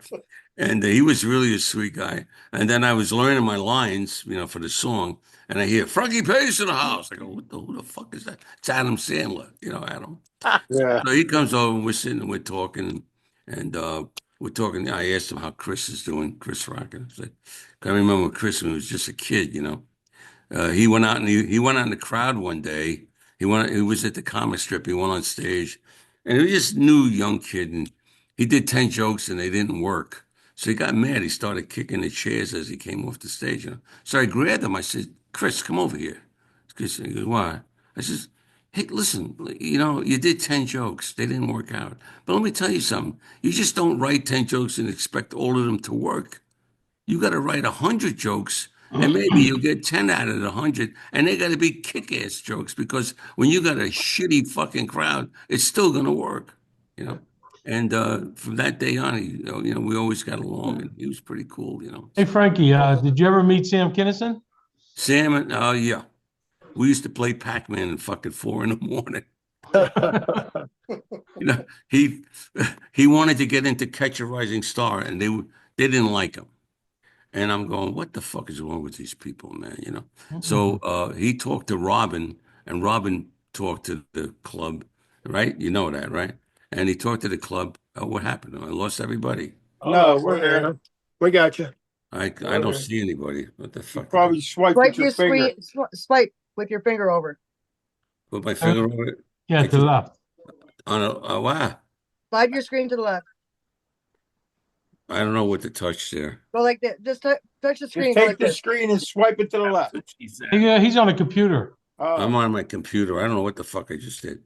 Anyway, you can hear me, right? Yeah, we can see you too. We can see you. Oh, what's the shit that's on here? My fucking glasses are shot too, I think. I don't Hit know what hit the right arrow button on your computer. right arrow button on my computer. There is no right arrow button. There is a post. No, on the keyboard. Oh. Okay. It's pointed to the right. Nothing. I got nothing. All right. I don't know. I see you. Well, You see me? All right. We all see you. I don't see you guys, so maybe it's better for me. All right. So Hey, I resemble that remark. okay. So I don't forget what the fuck I was talking about. What was I talking about? About Sam Kinison. Oh yeah. So Robin was getting Kinnison so on. Sam comes in and he starts doing this screaming thing, in people's faces, and nobody's going for it. This is the same club too. You got to understand, you get weird people in there. Robin Williams did like 8 minutes and then walked out because they weren't laughing. So Wow. Sam came off the stage and goes, fucking crowd sucks. So I grabbed him, I pulled him to the side. I said, listen, let me tell you something. This is a fucked up room, okay? Sometimes you get great people. Sometimes you don't know what you're going to get. Tonight, you got a bunch of guys in suits that sell fucking shit all day. They come here to relax, drink a few drinks. Maybe if they're lucky, they'll get a blowjob from some fucking broad tonight or something, and that's it. But let me tell you something else. In the back, the guys that were laughing in the back, those are guys in rock. They're rockers. They were, from a band or something. I says, that's your fucking audience, man. So he looked at me. He didn't know what to say. I said, yeah, that's your fucking audience. And I was wearing a beret at the time, and guess who was wearing a beret now? Sam. Well, I was impressed, He was a sweetest. The only thing I couldn't understand, I told him we were at Universal out in LA, and I said, Sam, I don't understand it, man. how can you do coke and have a 60-inch waist? How the fuck do you do that? He started laughing and grabbed his air, and started breathing his fucking air in. That was the last time I saw him, though. But Well, sad story. we're going to be getting Joey Gaynor on next week, and I know he has some stories about Oh Sam yeah, Kinison as Joey's well. got a ton. Joey's got a ton of fucking stories. Oh, So absolutely. we all do. Absolutely. Everybody working at the store. You know, I asked Richard Pryor at the store once. I said, Richard, how do you make it in this fucking business? So he just looked at me and said, Frankie, get rid of your obstacles. And I said, my obstacles? He goes, yeah, you know, your wife, your kids, your integrity. He just looked at us. You're a sick fuck, man. You know. So yeah, and Joe Rogan started out there. You know, he hit on my daughter. He hit on my daughter one night. My daughter says, he says, you know who my father is, right? He goes, you know, Frankie Pace. Goes, oh, okay. But you know, there's a lot of people came out of there, man. It was a fun place. So was Catch. Richard Belzer was funny. Gilbert was hysterical. And we would go to the Green Kitchen after the show, and I ordered hamburgers, you know, hamburger and fries, and I went to wash my hands in the men's room, and I came back and Gilly's eating my fucking fries, you know, and I'm staring at him, going, "What are you doing?" He goes, "Ah, these are delicious." I go, I says, "You like fries, huh?" So I went to the guy. He says, give me a big bowl of fries." He said, "Well, that's going to cost like $20." I said, "I don't give a fuck what it costs. Give me the bowl of fries." So I bring this big bowl of fries. I put it on the table. I says, "You're going to eat every one of these fucking fries." And he just looked at me. And he tried. He tried to fucking eat them, you know. That's just one of the stupid, crazy stories, you know. Well, there's a reason this guy asked you about Sam Kinison. What about him? I did a tribute to him for years. I did a tribute show of Sam. Oh, you did? Oh, okay. Back in the day, I looked just like him. So you know him well then. Well, I know Bill real good, his brother. Oh, you know his brother? Yeah. Yeah. I never met Sam. Oh, you never met Sam? Sam was a sweetheart. Let me tell you, he was a sweetheart. Yeah, his brother's the same way. Yeah. Yeah, Bill's a great guy. Me and Rodney, we were oil and water. Never got along with that fuck. Oh, really? Never got along with him. He embarrassed me at Cafe Roma. I wanted to fucking knock him out right there. Really? Yeah, had my daughter there and all her friends, and you know, I worked this club for like 2 years as a headliner at Dangerfields, which paid shit. It was a shit, you know, shit. It was run by Tony Pavacqua. I think Rodney used his name and they gave him a cut of the door or whatever the fucking deal was there, you know. Is that Rodney Dangerfield? It helped watch a lot of comedians. I was fishing up in Canada, way up in Canada, and Rodney Dangerfield was sitting around the campfire. And I told my dad, I said, "Dad, I think that's Rodney Dangerfield." He sounded like him, looked like him, kept doing this here. And my dad finally said, "Are you Rodney?" And he smiled and said, "Yep." He said, "I just use a different name sometimes." I don't remember what he was using. Well, you know something, he's like one man's meat's another man's poison. Yeah. I mean, I worked this club. Nice. I worked this club for 2 years. He knows who I am. I was supposed to do Easy Money with him, but he had a fight with the director, and they put in a new director that didn't want me, so they got Joe Pesci, which is okay. I mean, he's a great actor, you know. So, so my daughter came down from San Rafael up in up north of California, and she had her friends with her. She says, "Oh, there's Rodney coming in. You think he'll say hello?" I says, "Look, he's kind of a fucking weirdo. You know," I says, "maybe he'll just wave. I'll ask him." So I went over and I asked him, and he was being a prick about it, you know. I got really fucking mad. I was ready to knock him out, man. I tell you, I just didn't like that, you know. But he's had his run-ins with Dennis Miller. Dennis Miller fucking pulled him over the coals at Catch one night and made him look like a fucking jerk. And then there's guys that loved him, you know, like Jackie Marling and a lot of other comics that loved him. Him and Sam got along great. That was pretty cool, you know. So, that's it, you know. Oh, that's understandable. I mean, hey, you can't like everything, you know, but Yeah, well, you know, I'm not pulling any punches here. You know. That's right. That's right. Fuck yes, I'm 78. I don't give a shit anymore, man. I did my run. I did my run, and then I got fucking COVID. I got pneumonia in my lungs, and had to move out to Vegas for the dry air. And my daughter lives nearby. That's why I moved out Oh, here. you're in Vegas now? Yeah, yeah. Oh, okay. Yeah, I bought a house in Vegas a couple of years Oh, ago. oh, yeah. Did you like it? Yeah, I'm there right now. Oh, you are. Oh, okay. I, Um, I, I, was, I was Go in ahead. Las Vegas playing cards and looked over to my right, and David Hasselhoff was sitting shoulder to shoulder with me. And I Oh, looked cool. over and I said, "Hey, aren't you David Hasselhoff?" He says, "I'm David Hasselhoff." I said, "Well, I'm Roger Rivera." I said, "And I'm a real lifeguard." and he said, "Yeah, I just played one on TV." I said, "Yeah, but you played one with Pamela Anderson." He said, "That was no big deal." And I said, "No, that was two big deals." And he laughed and said, "Yeah, I suppose you're right." And I talked to him for a couple hours. He was real nice, I thought. Yeah, it's cool. He's Some of like them are 6. nice. Some of them are weirdos, man. Yeah, no, he was real nice.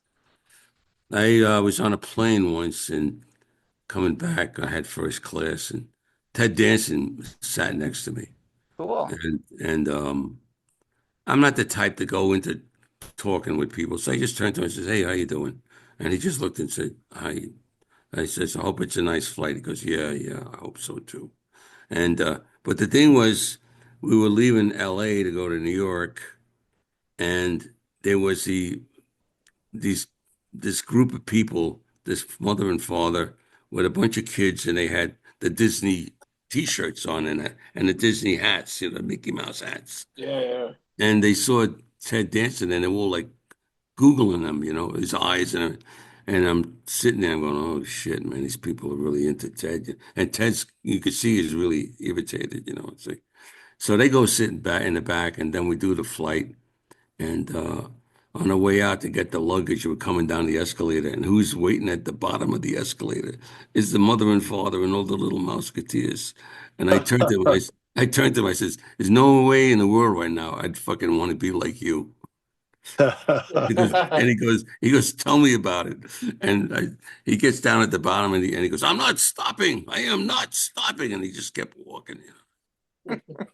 It's fucking weird, but Jay Leno, he's come to a few shows I've done. Really great guy, but he Jay goes Leno, to you car said? shows to look at the cars. Yeah. He goes to car shows to talk to other car guys about where to find parts and things. Yeah. So, like, he'll stop and take a picture with you, and he'll just start walking. He's like, "No, if you want to, you want to talk to me, walk." And he just takes off, and he doesn't really stop for anything. But he's a great guy. He's very, personable and everything. Yeah, I worked with him.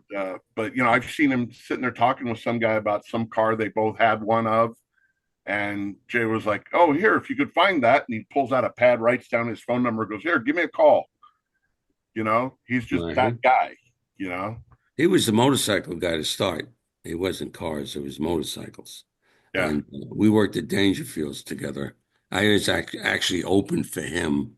And he wore a blue blazer and gray slacks and smoked a pipe in those days. I know how to fix your computer. Ow. Upper right corner of the screen, there's 3 dots. You click on it and it says view and it says grid or gallery or something like that. Hit gallery. No, I don't see that. I hate to touch. A Oh, little there it square. is. It's like a little, it might not be There I 3 am. dots. It might be a little square. Gotcha. I gotcha. See me now?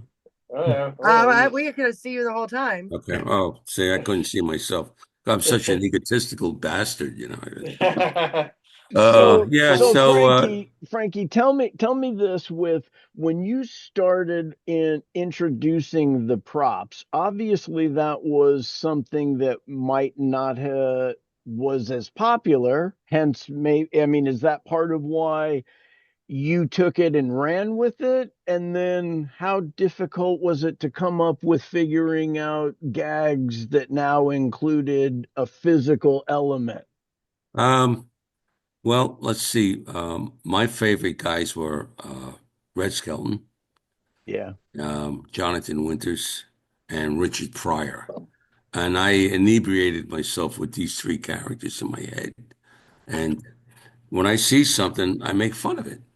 But more or less, a lot of prop comics depend on the prop.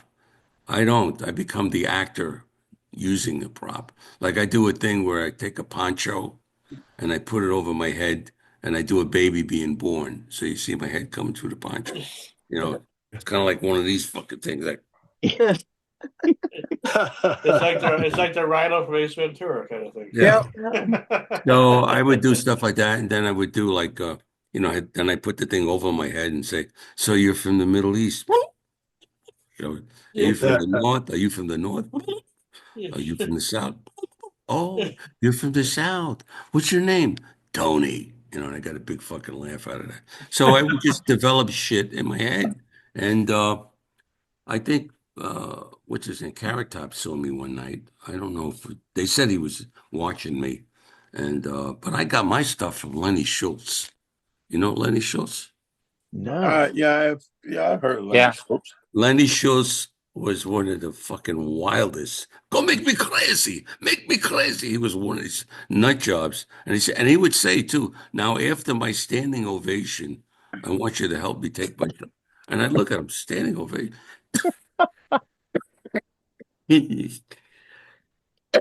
Post nasal drip. I'm sorry. After his standing ovation, he would get a fucking standing ovation, and we would be. I went to see him at Catch. I'm sitting there, and I got John Goodman on my right, and I got David Bowie on my left, and all these other fucking celebrities in the room, fucking laughing at Lenny Schultz, who's putting jelly all over his body, and then he puts his fucking teeth in like this, and he's a wig, and he's singing Funiculi Funicula while he's juggling spaghetti. Fucking totally insane shit, Meanwhile, the place is ruined, and he goes, "Now it's time for me to fucking swim," and he jumps on the floor and starts swimming under the people's legs and shit. So he was instrumental to getting me going. He got Gallagher going. He got Carrot Top going, and he got Bob Nelson going. Don, what's his other fucking name? I forget. A bunch of other guys. We were all, stimulated by this guy, and we became good friends. Me and Lenny. He's a really, really, truly sweet human being, a normal human being, and a wonderful person. Well, we just want to say that we do appreciate having you on the show. Well, I know we got a couple more guests coming up here in the next half an hour. I'm done. For Nice to anybody meet you. for anybody that wants to know more about you, I know you mentioned about your website, but you can share it again if you like. Let people know how they can learn more about you if they want to. Well, you can go to frankiepacecomic.com. That's my website. I'm on YouTube, and I'm doing this new thing I love. I'm doing Ask the Godfather. Yeah. He's a mobster that gives advice like Dear Abby. I'll give you one of them. He goes, "You got a letter from this letter. Vito, did you start the fucking car? Don't start the car now. Later. You shut it off, right? Oh, okay. Got a letter from Lucy. Says, Dear Godfather." Where's the fucking paper? Oh, here it is. Says, "Dear Godfather, my son's a bum. He lives in a basement. He drinks beer all day, plays video games. He's 28 years old, won't get a freaking job. It's been 9 months now. What do I do to get him out of the basement?" Says, "Lucy, it's simple. Flood it." Hey, so that's all I got to do to get rid of mine, huh? That's my last joke for tonight. So it's really, I had a good time with you guys. Oh, right. Thank you, Frankie. Okay, Absolutely. guys. But I was trying to show you right when you were cutting out. That's Screaming Sam. That's Oh what he yeah, actually looks there like. he is. This is my sweetheart. There he is. Yeah, but that's No, that's actually the guest host. That's here. me. Is that him? Yeah, that was me back. Yeah. Sam. Oh my God, you look just like him. You look just like him. He's your sweetheart there, Sam. Just like you You said. look, now with that hat on and a beard, you look like Foghat. You got a guitar? Oh, he can play the guitar. I retired. I can tell you that. He looks like Foghat, doesn't he? I mean, what the fuck is that? I retired. All right, Frankie. Well, we appreciate having you on, and just thanks, man. Thanks for spending time with us. Hey, Really good do luck with appreciate the radio show, man. Good Oh, luck. absolutely. Thanks, Frankie. All right, guys, take care. What do I Thanks do? for being on. Yeah, I'll get you out here. Okay. Don't worry. I'll take care of it all. Okay. All right. I just Thanks shut again, down. man. Oh, the crap beer is starting to help my neck. All right. Well, what do you think, guys? Frankie Pace, sir. Yeah, It's very fine. interesting. Pretty cool. Kind of Just couldn't get a came out word early. But, edgewise. well, I mean, Hey, that's some all people right. like It's interesting. I like listening to guys old like that. school people. Pretty You just cool. never know. I've had many times and many interviews that I've done in my life where I couldn't even ask a question. They pretty much told me their whole story, and then the interview was done. Guys, I got to run. I got some people coming over, but it's very nice meeting all of you. And I Yeah. would like to join you again someday. Yeah, well, you'll be around for our next season, I'm sure. Sounds great. Nice to meet Nice all to of you. hear. That means All nice right. to meet You you. too, Raj. Hey, Bye-bye. Raj. All right. Well, now what we're gonna do is we're gonna continue with some segments here. I got something here that I want to share with you guys. I might have to bug out in the next segment. Oh, for the next interview? Well, In half an I hour? might. I'm going to stick around as much as I can, but I got some big major problems going on over here, and Oh, I have okay. to. Yeah, I had a toilet go on me today and knock my living room ceiling down.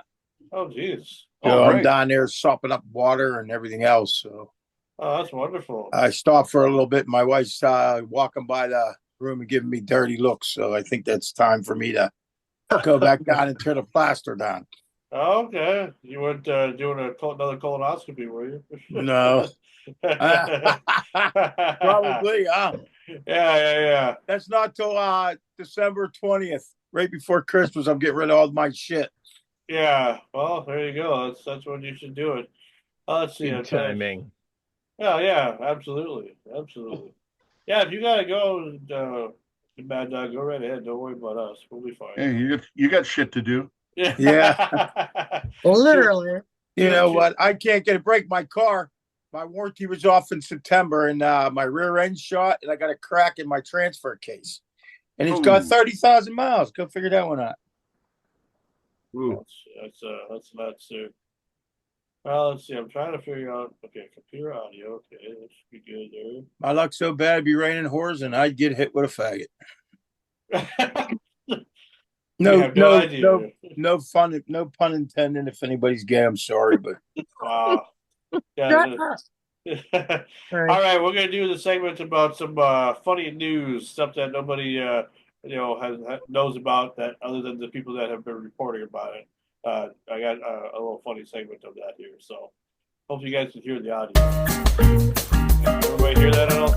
I'm Ben Hoover, and this is Weekend Odds and Ends, a special Friday edition of the UPI Odd News Minute for November 15th, 2024. Welcome to Weekend Odds and Ends, our weekly roundup of the missed odd opportunities that didn't quite make this week's podcasts. First up, a woman's travel plans were put on hold when she went into labor during a layover at Miami International Airport in Florida. Miami-Dade fire rescue personnel responded to the airport just after 5 p.m. Tuesday after a passenger's water broke and she started giving birth near Checkpoint 1 in the hub's pre-security area. Firefighters, Miami-Dade police officers, U.S. Customs and Border Protection agents, and Miami-Dade Airport Division staff helped the woman give birth before the ambulance arrived to take the mom and newborn to a local hospital. An airport employee said the woman was between flights and awaiting a plane that would have taken her to another state when her water broke. Speaking of babies, a diaper-wearing kangaroo escaped near a Florida elementary school, sparking a brief search before being apprehended by sheriff's deputies. The Hernando County Sheriff's Office issued an alert Wednesday telling local residents that a baby kangaroo wearing a diaper and a blue harness was on the loose near J.D. Floyd Elementary School. The post was updated a short time later, saying the 4-month-old Joey had been spotted near the wind chime tree, a local landmark in Snow Hill. A second update about 10 minutes later announced the baby kangaroo, still clad in its diaper, had been located and captured in Plantation Estates. Moving on from the very young to the grotesquely old, a 77-year-old slice of cake from Queen Elizabeth II's wedding to Prince Philip was auctioned for $2,800. The slice of cake was packaged in a box bearing then Princess Elizabeth's silver insignia and included a printed letter from the bride and a decorative doily. The piece of cake had been gifted to Marion Polson, housekeeper at Holyrood House in Edinburgh, Scotland, as a gift from the royal couple. Auction house Riemann Dancy announced the piece of cake, part of a 500-pound baked dessert served at the November 20th, 1947 wedding, was sold for $2,831. And Jesus finally, Christ. transitioning from an aged royal confection to a rescue staged with perfection, a baby goat stranded on a Hawaii cliff was rescued by members of the public after 4 days. Govinda Hansen, Caleb Morrison, Travis Wu, and 2 other animal lovers organized the rescue attempt on social media after the baby goat was found to have been stranded on a Waianae cliff for at least 4 days. They took the goat, now named Bala Buddy, to the Aloha Animal Sanctuary in Ka'aluu. The sanctuary said Bala will have a new permanent home with the sanctuary's 15-year-old animal wellness manager, Loai Diaz. Rockio Tapia, the Aloha Animal Sanctuary's executive director, said Bala Buddy is a bundle of energy. Tapia said, "You think that he would be doing very badly, but he's actually thriving. He's running around, he's hopping like baby goats do. I just have so much love and respect for the community, for the volunteers who came together to perform such an action to risk their lives for a baby goat." For these stories and more national, international, sports, entertainment,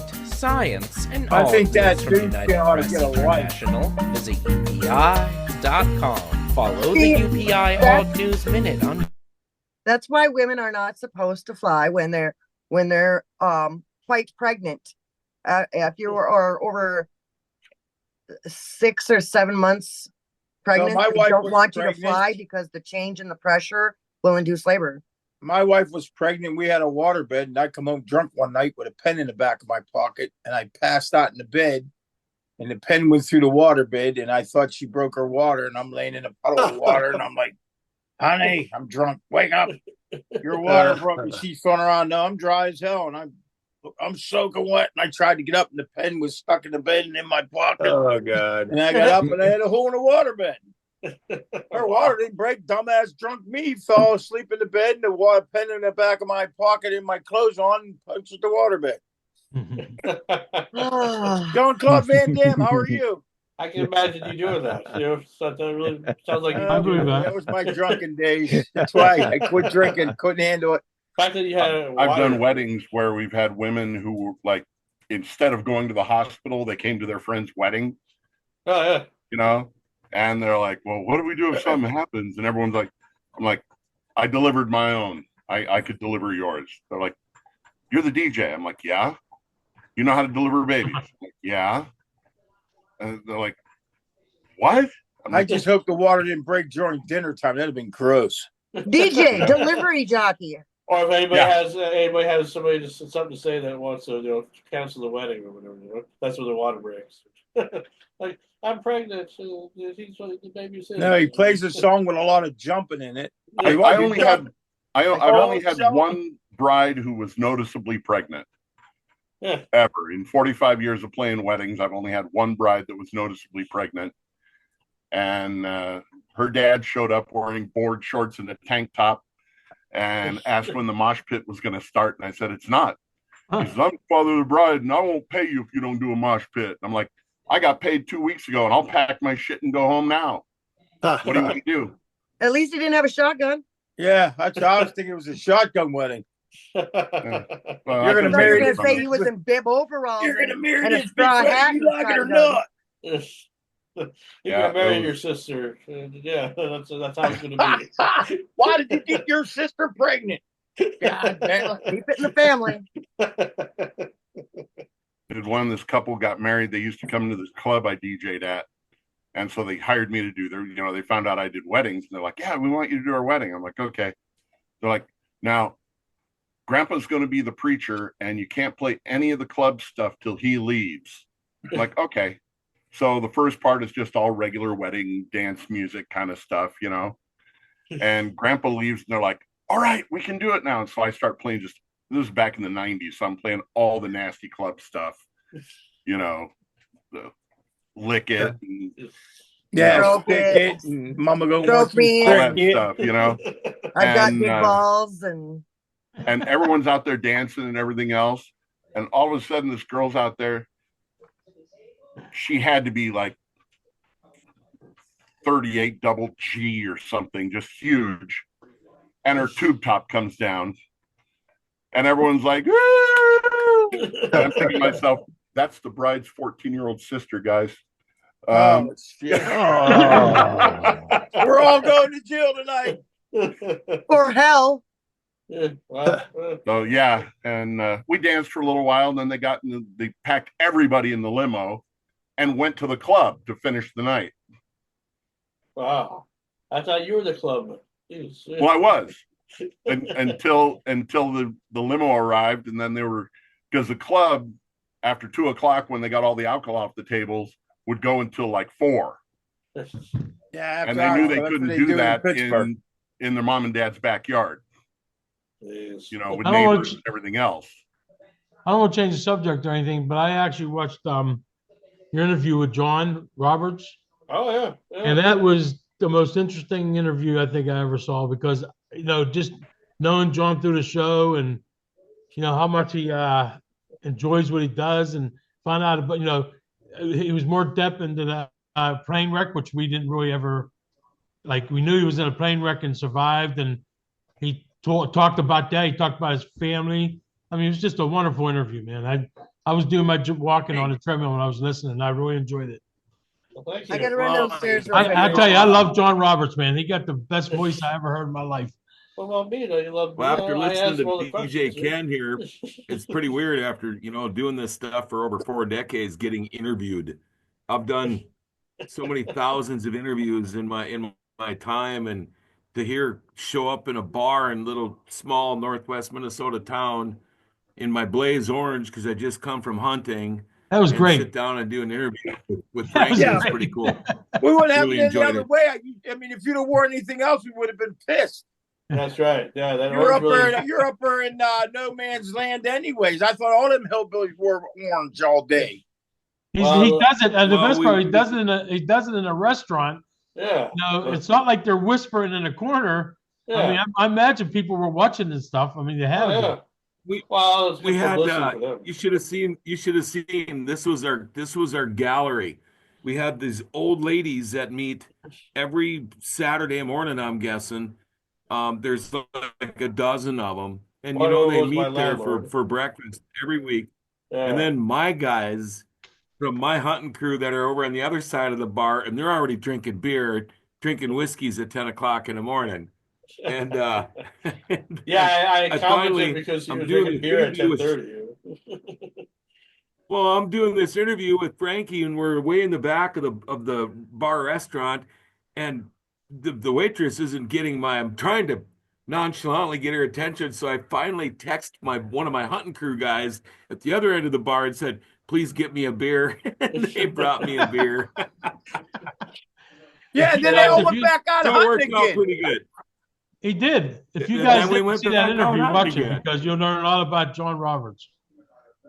I look forward Hey, to John seeing Claude, it. did you go hunting after drinking all morning? Well, Yeah. of course he did. Oh, That's yeah. the whole purpose of that. He just Go stopped. sit in a tree stand. You're not going to hurt nobody. He didn't wear his orange thing, go to breakfast and and I get didn't. interviewed and leave. Well, I may Oh, it have was said that at fun. the end, Yeah. maybe, but Yeah. and you gotta Yeah, understand. I even bought Frankie breakfast. Oh, absolutely, and you gotta understand, Sam, that when I did That's the a interview, very serious look right there. that's right. You don't Oh, mess with that holy guy. crap. That's the thumbnail. That's That's a the guy. scary look. That's the guy who's I holding. think I'm about 80. That guy is holding in a major dump. I tell you, that's what it is. That's what it looks like on the thumbnail. I can't wait till I come out that way. And I finally got a vehicle that I could travel in.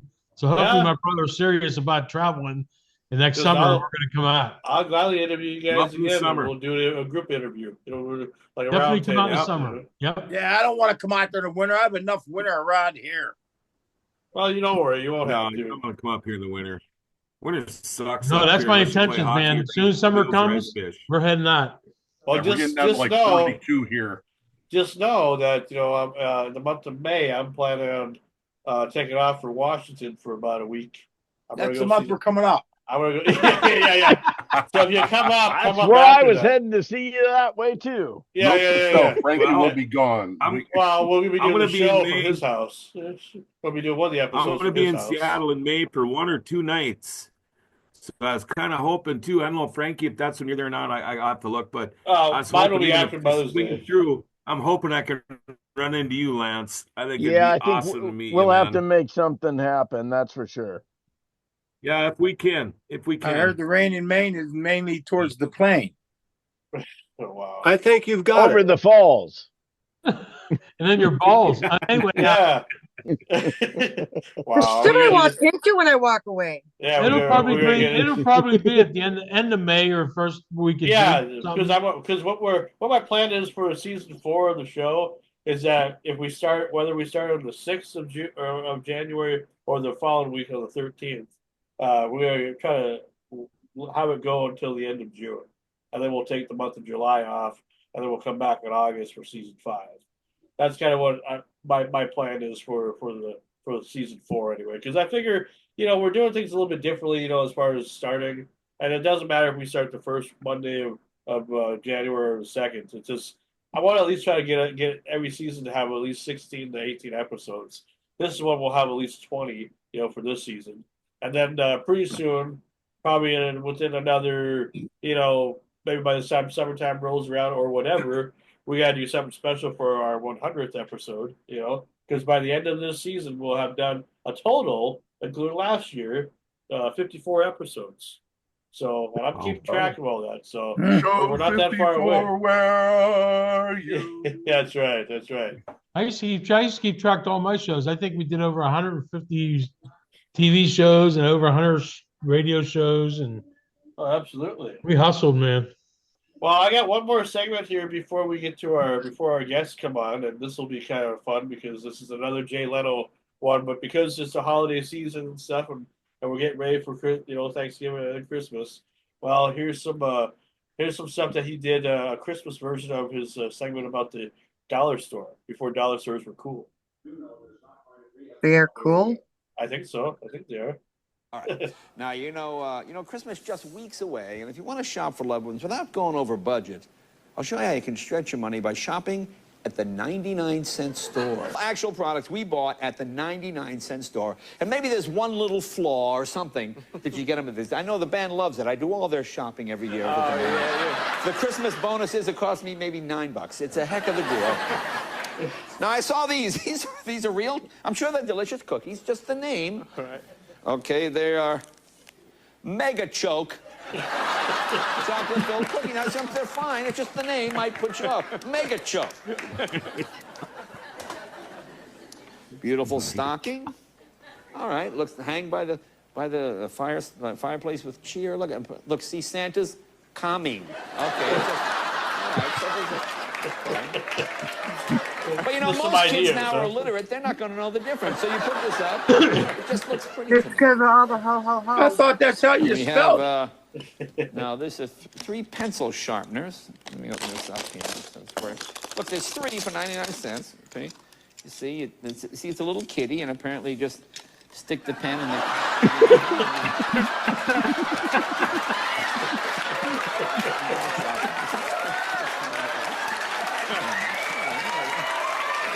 My kids try that with the real cat at home. Your child will grow up to be some sort of. What? Now these are block puzzles, not for children under 3. Who else is going to play with block puzzles? Well, look, some of the things on there. Can you see? Look, there you go. Look, there's a radish. Show the radish. See, there's a radish. Oh my God. Show the apricot. There's the apricot. There's an apricot. And a hippocampal, whatever that is. And of course, when you're a kid, what's more important? Oh, there's N is for nabs. Nabs. And of course, my favorite, B for beer, right? Yes. 99 cents. I like this one. Look, it's the family hacksaw. Of course, Dad and the kids have their own, but this is the family hacksaw. That's when you This leave is out on a the table. T-shaw swang shawang something. Okay, but I like it. I guess it's an apron. But look, I like it as Britney Spears' how did apparently maybe maybe Britney should wear this apron maybe once in a while, especially when she's getting in and out of the limo. Might help. Well, this one made me laugh. This is not bad for 99 cents. It's the Superhero Returns action set. Now, apparently, they didn't want to pay the license agreement to use the name Superman, you see. So it's just superhero, generic superhero returns. But it looks like Superman from the movie. And if you don't know the story of Superman, well, here, it's explained on the back. Here, read along with me. The Superman is in several years. The trial returned to hometowns and did not succeed. Hence, re-returned to New York. But unfortunate is he discovers that his own lover, Louis Silk, has already had the male friend and a child.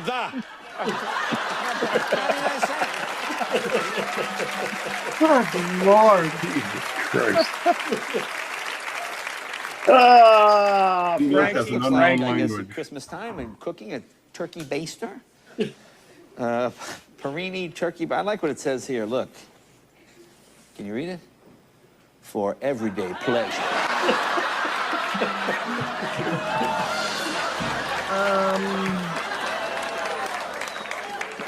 For your everyday pleasure. No. All 99 cents. These are 6 champagne glasses for ages 3 and up. You never start kids drinking early enough. I always find it. And with this, the little champagne glasses. This one, this is Jesus in a box plain.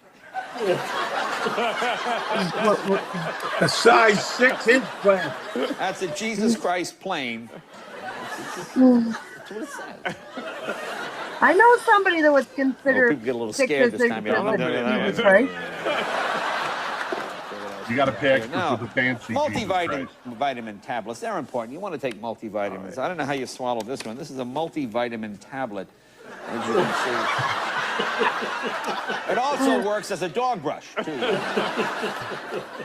What the shit? This one's from Japan. These are Japanese, I guess, blindfolds. I don't quite look. Can you see the illustrations? You can use them while reading a book or driving your car. Look, you see, you put on your blindfold while you drive. But it's 99 That's cents. Japanese. You could use a piece of dental floss. I like this. The 99-cent do-it-yourself divorce kit.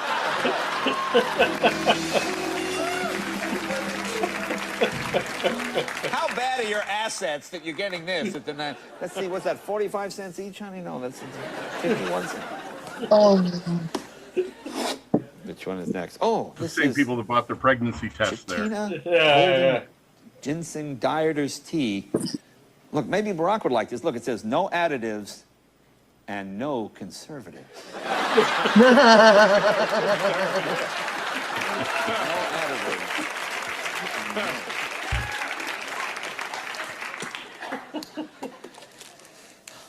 I don't even know what this is. All I know is it's called the Advanced Bowel Mat. What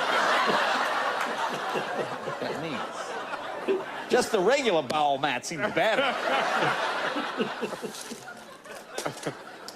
Good luck selling this in L.A. Virginity soap. There you go. What does that mean? My God. I don't want to know what it means. These seem a little inappropriate. These are bear. You put them on the wall to hang pictures on. These look like really happy bears to me. Oh my God. You want this in your, Very bear hook. If you rub them, they get they want that bigger. in your kid's room with And finally, they have cards. You can get cards at the 99-cent store. Oh, yeah. I like this. With sympathy on the loss of your mother. Oh. And you open it up, and of course it says, Feliz Navidad! Feliz Navidad! Be right back with Senator Barack Obama right after. Police now he died. Oh no. And just, Funny stuff. and just because we have some time before they come on the show here, our next two guests here, I'm gonna show the video that I showed you guys on the pre-show. Just because I wanna Nice get you doggy. guys. Well, I get you guys' reaction just because this was a funny first video that I showed earlier on. Can't Which help one? myself. This one right here. I want John Oh, Roberts good and Lord. Sam and Oh yeah, and Pad guy. Kingpin. Yeah, don't say anything, you guys. Hey, Nikki, found these. Oh.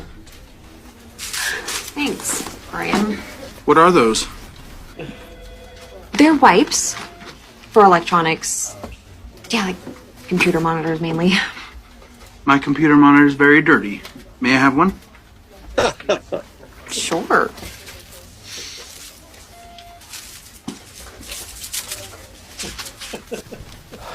Hey, Brian, I've got your next project here.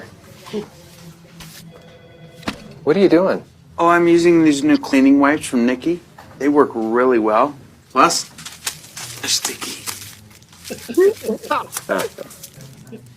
Oh, you know, they're sometimes called pads, and really the best ones for computer monitors, they're called overnight pads. They're like non-abrasive, and they do LED, LCD. So the best for computer monitors, overnight pads. Do you think Nikki would have any overnight pads? I don't know, that's a good question. Anyway, thanks for doing this. Oh, man, never got laid, the poor fellow. Nikki, could I get another one of those pads, please? Sure. Like we used to say. Do you have any overnight pads? Not here. No. Okay, I guess just a normal one will do. I just need more coverage. The center is fine, but the edges are very tricky. Yeah, it's usually the edges. These are super absorbent. It's like someone at NASA must have made them. I'm glad one of us is enjoying them. So, Yeah. Ain't had pussy since pussy had him. So John Roberts, let's get your thoughts here. I want to hear what you thought about that first. Funny. Yeah. I've been giggling the whole time. Ever since you started playing clips, I've been giggling. Are you sure it's not the alcohol? No. No, you know what? I brought 3 beers into the studio up here, and I just cracked the second one, and we've been on the air for over an hour. Yeah. Well, almost Hour 2 and a half. Same. I'm Look at that. still only 1 beer deep. Same speed, One except beer my deep. beers are bigger. I got a 50 crown roller here. I haven't cracked yet, but I ain't doing it tonight. I don't feel like drinking. Hold on. Looks like that. John, I Just bet you trying this to is the figure out first time a something woman's here. ever told you that hers is probably bigger than yours. Ha ha ha. The big one. Jean-Claude Van Damme is well hung. He likes noodling with his noodle. What the hell's wrong with you guys? Let's pick on John night. Yeah, pick on somebody other than me. All right. Wait, Well, he caught that wait. big What catfish. the You hell think is he our caught him with problem? his arm? How He long was have you been noodling on for this that show? big catfish. He used his noodle. He didn't use his arm. That's Big John. Big Bad John. That's right. Yeah, never forget that at all. Never forget that. Well, I'm going to give our guests here. They were trying to. They couldn't sign in with the other Zoom link that I gave them, so they want the longer one. So If I dipped out, guys, you know I had to run. So excuse me, and I'm sorry.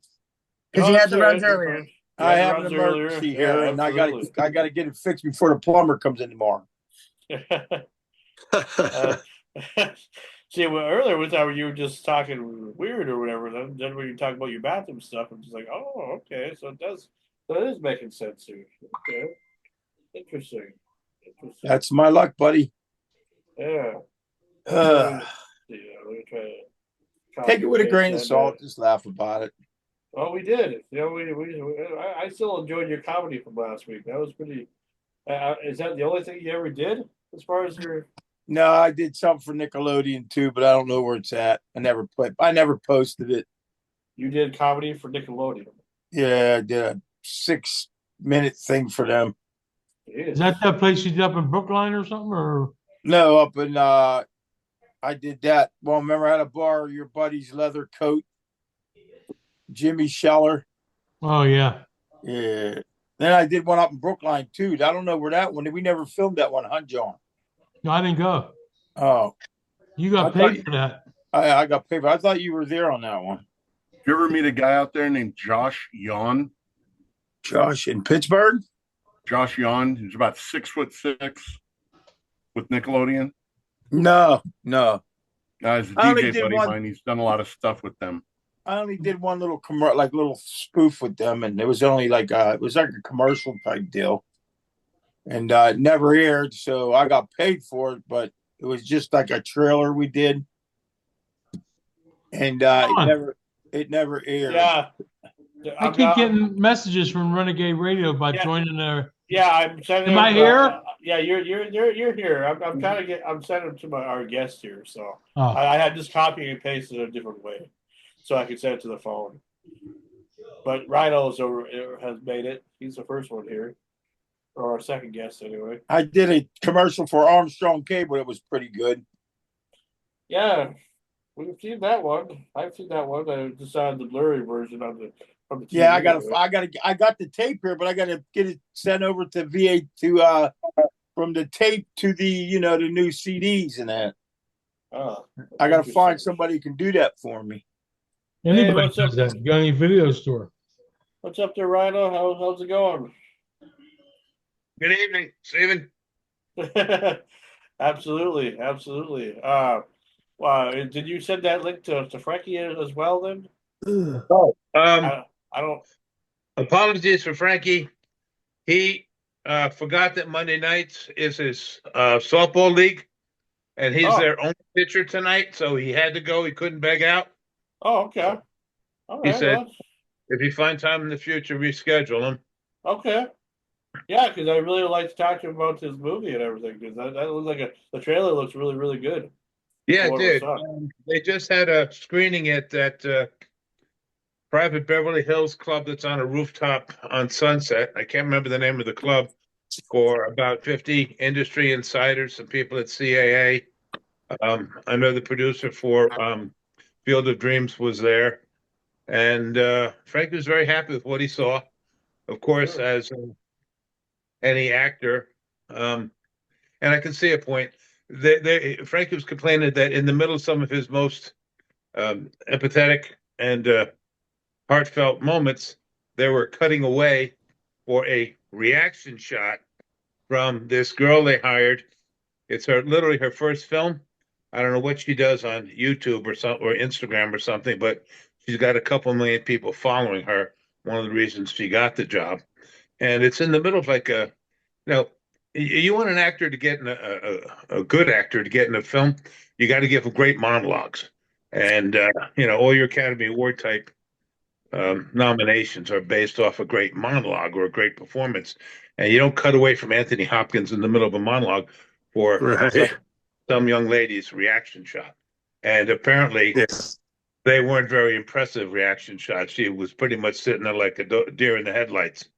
So, and also the producer from Field of Dreams had felt the same way. So, if they raise that other $100,000, they want to buy the music tracks that they want to buy and score it with a orchestra. Maybe the distributor will realize this is not a film about a bunch of young kids.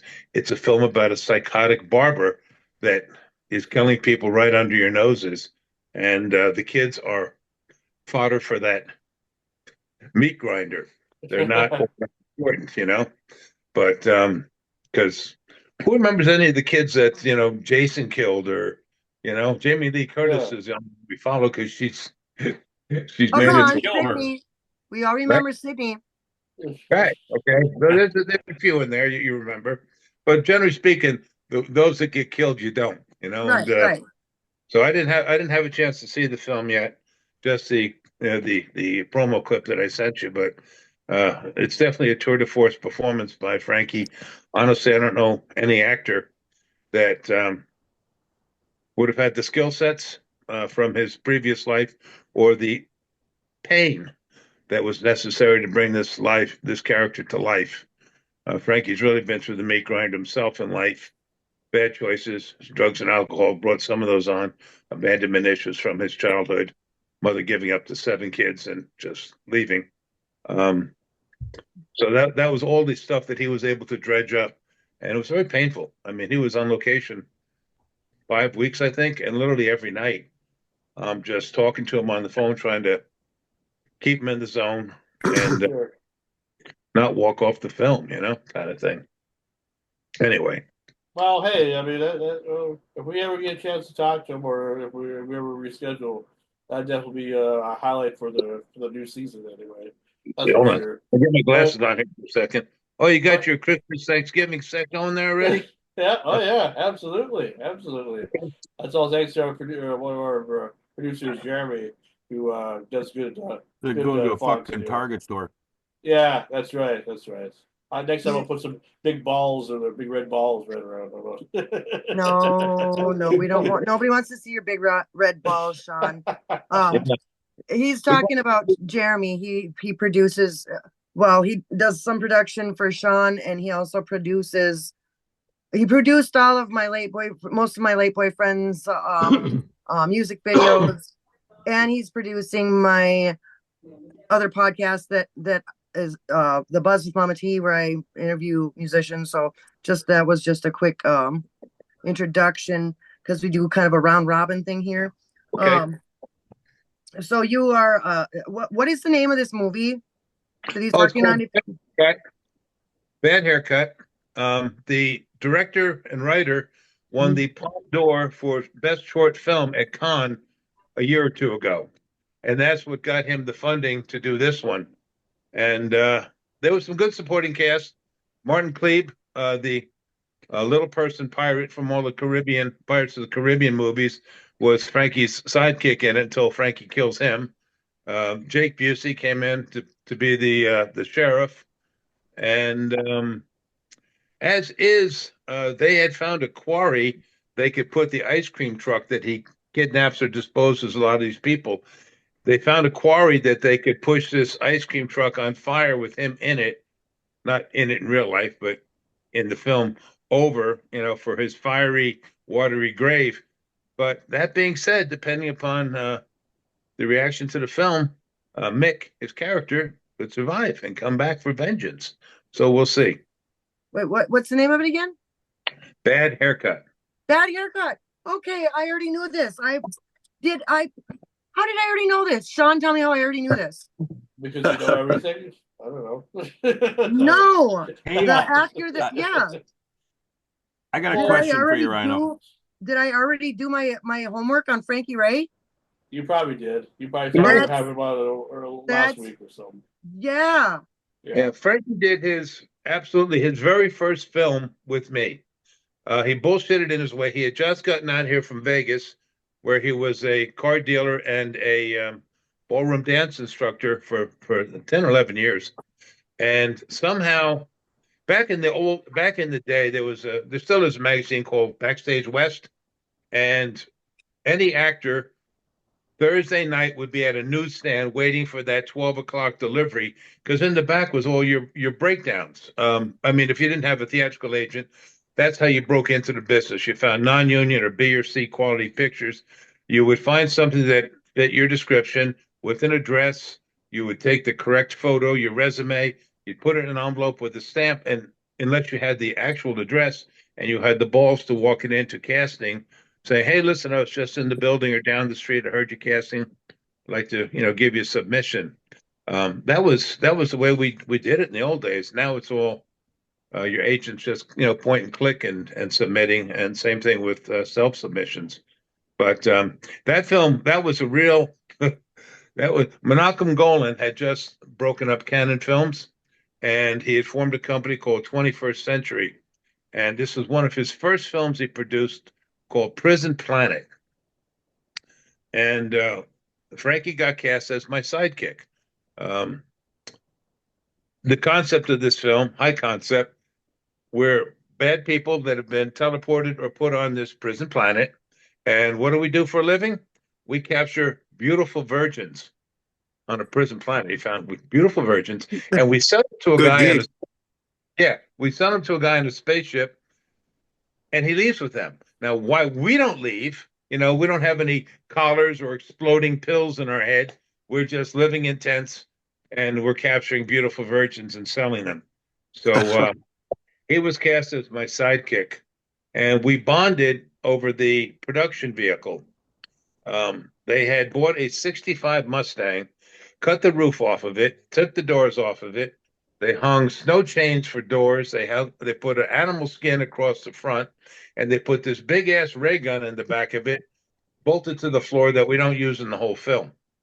And the deposed king of Anakin has been teleported there by his evil brother, and one of the good guys comes up to try and find him and bring him back and save his people.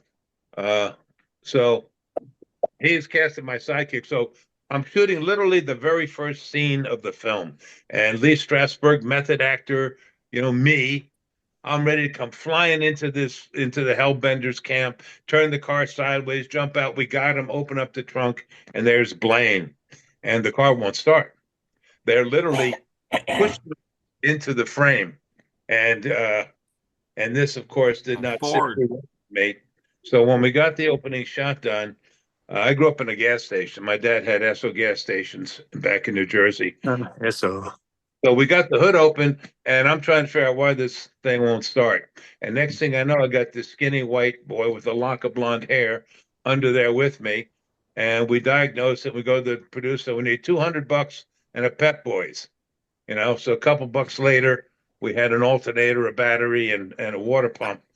And we got through the picture with that thing. But that's how we met and bonded. We're both driving motorcycles back then. And he's probably been my best friend for about 35 years. One of Hollywood's truly great character actors, If anybody doesn't remember who he is, if you ever watch Breaking Bad, right? Wasn't he the He had a little piece in that. He said, "Oh, here he is." No, I'm on the podcast. You want to? Here he's the guy that sold that big magnet, right? I got to do. What's going on, everybody? Hey. Hello, Frankie. Hey, Frankie. Hey. We're live on Renegade Radio. I'm not here, but I will be back another time. I apologize, everybody. I had another obligation that I can't let my teammate down. So we're gonna have to reschedule if you do have time for me, sir. Oh yeah, absolutely. We'll connect with each other. We're on Facebook, so I'll get a hold of you. Look at the Christmas theme. Yeah. You like that? Well, yeah. It's a Thanksgiving Christmas crossover because their season's ending next week, so we're not going to be here for the holidays. So yeah, we're taking a month off, and then we're starting season 4 in January. So yeah, but we're honored to have you anyway, regardless of appearance. I mean, it's nice just that you popped in, just to say hi. Love your work, man. Hey, how are you? Mama T's a big fan of yours because she knows almost every movie you've been in. Oh. I know that's good or bad, but no, I didn't recognize your name at first, but then I did the IMDb thing or whatever, and I was like, oh my god, I do know this guy. He looks so familiar. You're the magnet guy from Breaking Bad, right? Nope. No. What is it? You worked in it. It was a yard. What freaking yard was it? Which movie was it? You were like a guy in the God. One of them movies. I One of those psycho movies. Yeah. I'm trying to think of it. I Bautistas literally had sometimes. notes and everything, and I can't find them. Okay, we'll go over them next time. One of his Yes. first you might Yeah. recognize from is the original Capital One Oligarchs Christmas movie. Originally, Sven Ole Thorsen, Schwarzenegger's best friend, had been cast to do the "What's in Your Wallet" line, and Frankie had been cast as a little skinny Viking with a big mustache for comic relief next to him. And Sven was "What's in your wallet? What's in your wallet?" The director turned to Frankie, said, "You say what's in your wallet," and bang, that was a very successful run for him. Well, gotta be quicker than that. Yeah. Oh yeah, commercials can make some money, man. Yeah, he's been in a lot of stuff. Probably about what 60 commercials, something like that. Something like that. Yeah.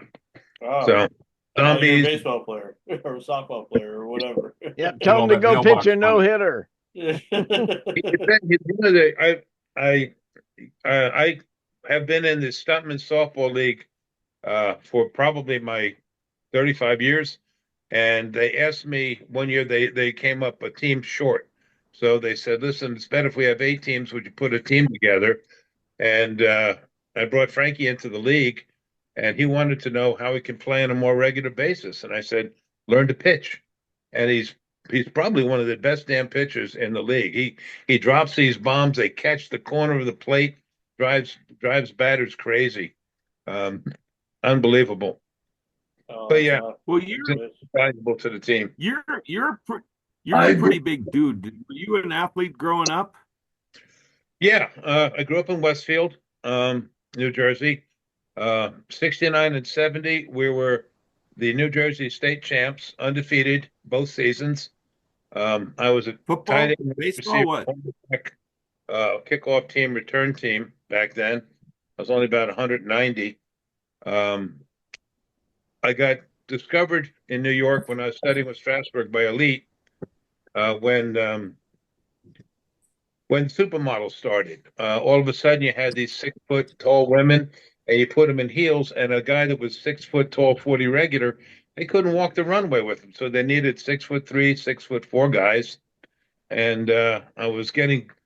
Aren't you like 6'5"? Huh? I'm about 6'4". Aren't you like 6'5"? Okay. No, 6'4". Put me in boots, I can hit about 6'6". But anyway, when I moved into New York, I found this loft. My brothers and sisters and a few other friends helped me build it out, and so I took them to this little restaurant in Little Italy, where you sit at picnic tables. So the crowds get mixed. You know, you sit with other parties, and there's a 200 and some odd pound woman in the piano playing Italian songs, and the words are on the wall, and you refill your own Chianti, pitchers. So the drunker you get, the more you sing. Anyway, at the end of the night, this woman sitting opposite me, Monique Corey, slides a card over to me. She says, "You called me, baby. I think you have something. Maybe I don't know. We see." And it was Elite Men's Division. Elite, Wilhelmina, Italy, and Four were the 4 big ones. So that took me to Europe. I got into a French film, Le Grand Carnaval, with Alexandre Arcadi directing. Him and Polanski were the 2 biggest French directors. Shot in Tunisia for 2.5 months. It was a World War II epic. And agent from William Morris saw it at the Champs-Élysées French premiere, said, "You're ready for Hollywood." And when I got out here, one of my first inclinations to change direction was General Hospital. I got brought in to be a circus roustabout character, smuggling gold from Mr. B, one of the main characters on this show of Port Charles. And I walk into the casting room, and there's 9 guys there, better looking than me, like the kind of guys that, run their hands through their hair, and they're perfect when they get up. I hate them. And we're all dressed the same, skin tight jeans, guinea t-shirt or white beater t-shirt, tailored checkered shirt on, perfect. And I realized right away this is not what a circus roustabout looks like. You know, the guys that put up the animals, all that. So they were building the circus tents and bringing in the animals outside of the studio for this couple-month-long scenario. So I go to the assistant casting director, said, listen, I'm going to go outside. I'm going to continue working on my stuff. Please don't come and get me until you're absolutely ready for me to walk in that room. I'm going to walk in character. Tell them I'm going to walk in character. Let's just start the scene. So I go outside. I take off my shirt. I go up to the guy in the truck with the hay. I said, "You don't mind if I hook the hay for you?" I grew up on a horse ranch and a farm. And said, "Oh, go ahead." So I got the hooks, and I'm yanking 50-pound bales of hay off the truck. I'm getting sawdust on me and straw, and I found an ashtray. I actually put some cigarette ashes on me and my face, and I got a pretty good sweat going 20 minutes when they come and get me. And I walk into the casting, and 9 other guys look at me and start heading out the fucking door also. And I said, no, we're taking you on now. So I got the role, but right away I ran into a conflict with I'm not going to mention his name, but a star on the show.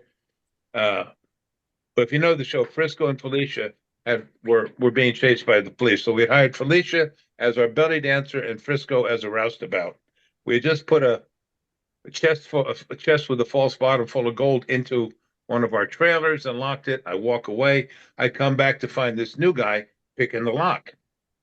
And my first line is, "Hey pal, what do you think you're doing?" And we're the director's inside, and we're hearing him through a little squawk box. And again, we're sussing it out. And so I go up to him, and I grab him by the shoulders, and I turn him around. And I put him up against the trailer, saying, "Hey pal, what do you think you're doing?"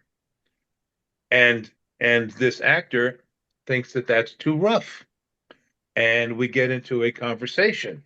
And I'm saying, "Look, if this was me, I would have tagged you in the face a couple of times first to get your attention, and then ask you what the fuck you're doing, right?" Yeah. So I said, no, let's just do it Jack's way. So we get into the shoot, and we do the master. Now we're in for close-up, so cameras over each one of our shoulders. I say my line, he says his line. I go to see my second line. He shifts his weight into my camera. So what does the new kid on the block? He calls. I said, cut. And I hear the director rather upset saying, "Who called cut?" And I said, "Oh, that would be me, sir. Jack's in my camera." He says, "Nobody on this shoot calls cut except me." I said, "Well, my bad, but Jack was in my camera. Don't call cut again." Fine. It was an accident. I go say my line. Jack says his line. I go to say my line. He shifts into my camera again. I think, okay, Scooter, say my line. He goes to say his line. I shift into his camera. At which point we get a cut. And Jersey boy, RHYNO, you're in Jack's camera, and I say, "Perhaps you can explain something to me, sir." And again, I'm talking to a box, rather than the cameras. Why Jack gets a cut when I'm in his camera, and I don't get a fucking cut when he's in mine? Would somebody please explain that to me? I mean, I'm the new kid on the block here. Can you tell me what's... So for the next couple of months, you saw the back of my head, you heard me, I wiped camera, and that's when I decided to start doing bad guys. I started going to the gym. I put on about 40 pounds of muscle, grew my hair long, because they're not going to let you upstage the star, Right. which are generally speaking good looking. So I just decided to be the bad guy. They need bad guys every week. A good hero needs a good bad guy. So, shoulder length black. I dyed my hair blue-black for years with my blue eyes, and had always had interesting goatees and beards. So that's when my career changed. And Frankie's pretty much done bad guys most of his life also, although he is very funny, does a lot of comedy, So that was kind of the metamorphosis, got from athlete to... I was very successful in business. I just put on a lot of weight through business. It took me a year to lose about 120 pounds when I was about 25. That's when I went to audition for Strasbourg, got in on a scholarship, and then got discovered by Elite, which sent me off to Europe and changed my whole life.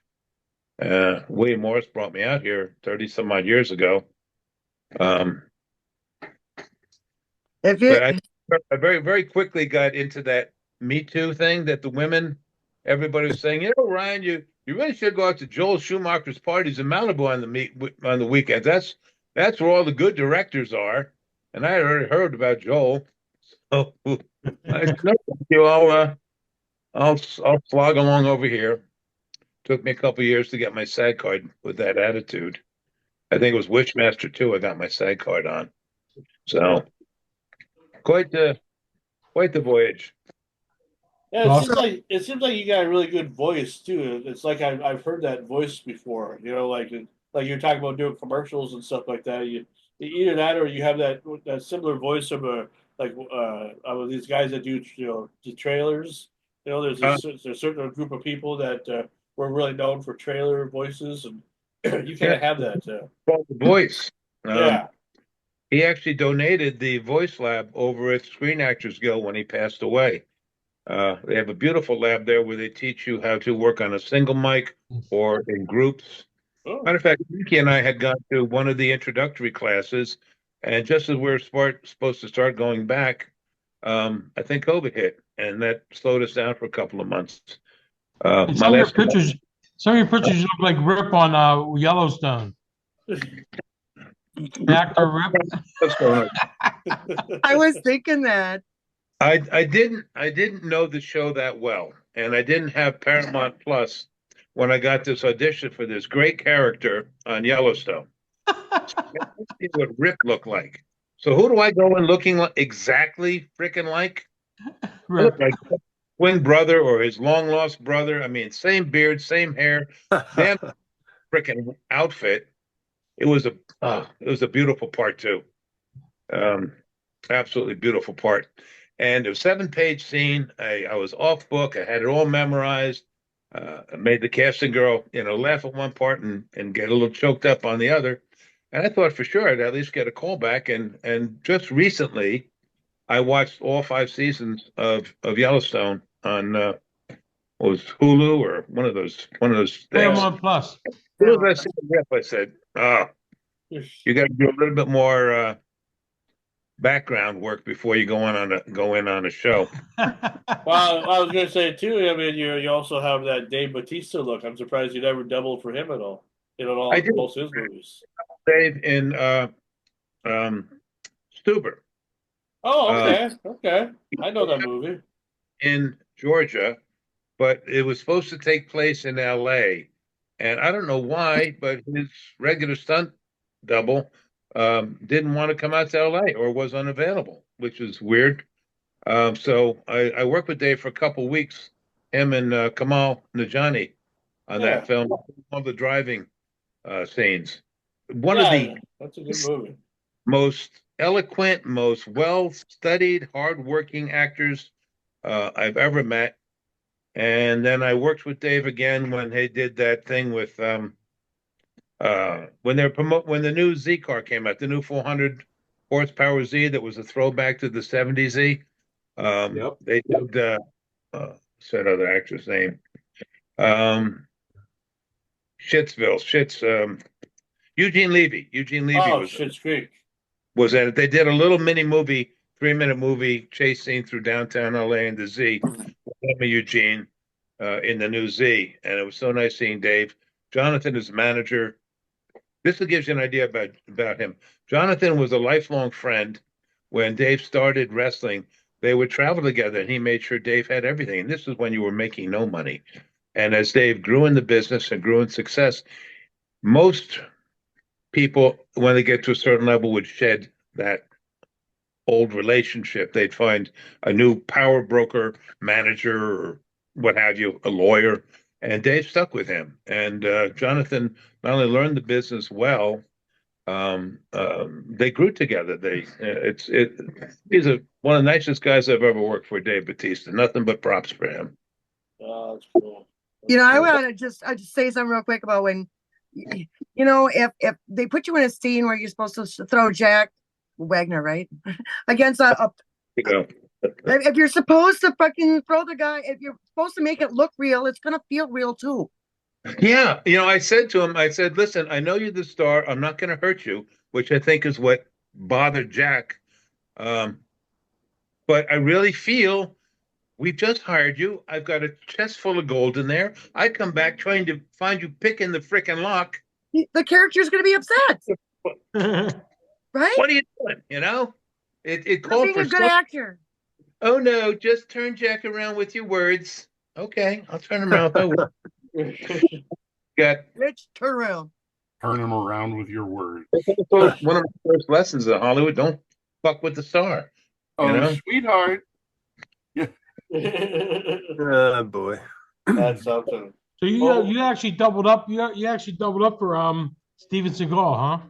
Yeah, one of the only jobs I ever went to just saying to myself sometimes on a daily basis, just think of the money. Just think of the money.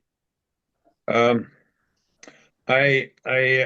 heard that Jeff Dashnow, who is a huge stunt coordinator, was Steven's first double on Under Siege and a few other pictures, had a falling out with Steven. So they were getting ready to do Under Siege 2.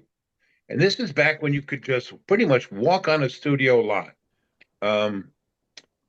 Things changed when all of the craziness happened with 9/11. But you used to be able to just go up to the gate and say, hey, I'm going to go see Dick Syker over on stage 25 or go over to production, and they'd let you on. Anyway, that was still that situation. So I put on a black suit, black shirt. My hair was all one length in a ponytail back then, and I had a nice tan. I always lived at the beach. And I went in, and as soon as I walked in the production office on Warner Brothers, everybody, you could hear him whispering, Steven's here, Steven's here. So I called the producer, Steve Perry, and Dick Syker were there, and I said, hey, I'd like to throw my hat in the ring for this.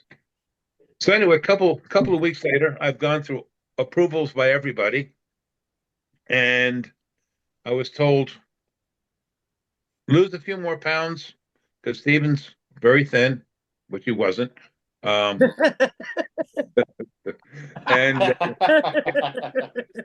he's gonna have a tan. So I was already tan, but I was running on the beach with my 3 dogs.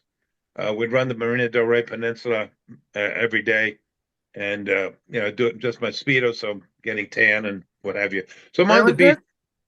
I'm on the beach in my Speedo, getting tan, and my pager goes off. I go to the nearest phone booth, check my service. Steven's in town. He wants to meet you. Now, this is 4:00 on a Friday. Warner Brothers Hollywood is in Hollywood. So I broke about every law there was in my car to get there on time. We get to his office, and Dick Syker, the stunt coordinator's there. He says, RHYNO, the job is yours. Steven just wants to meet you. He says, whatever you do, don't ask him any questions. And I said, this is 3 months in Vail, Colorado. It's not a fucking thing I need to know. Anyway, we get to the office, and it's a long rectangular office. A couple of his posters on the wall. The pool table was there, and he's sitting, behind his desk with his arms folded, and he looks at me, and as he gets up to come over, he takes up his 1911 45, slaps one in the chamber. I do not see the safety get set, and he tucks it in his back, like in a movie. And he comes over, and at a couple of feet, I bow, I give him respect. He bows back, and he looks at me, and he says, so, what do you think of Van Damme? I said, he's a fucking ballerina. Wow. He said, you'll do. He turns and walks away. Interview's over. I'm thinking, this is what I rushed 100 miles an hour. There is getting here at times for this, but I can't take my eyes off this cocked 45 stuck in the back of his pants. So again, the Jersey boy comes out. He says, excuse me, Mr. Seagal, not for nothing, with all due respect, what's with the fucking 45? And he turns around and he looks at me and says, you never know. And again, trying to keep my mouth shut, but somehow I had to level the playing field. And I said, "You'll do. I'll see you on set." So from that point on, I was not allowed to talk directly to the star stunt double. Imagine that. Yeah. You That's ask crazy. Well, he's such a badass. Why did he need a double anyway? the producer who would leave it. How So many actors out there do their own stunts? Come on. there's a few like Tom Cruise is famous for doing a lot of his own stuff.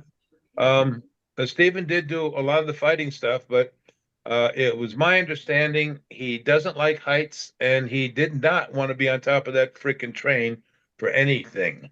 The train was bought and built by Warner Brothers because they were initially in the original budget.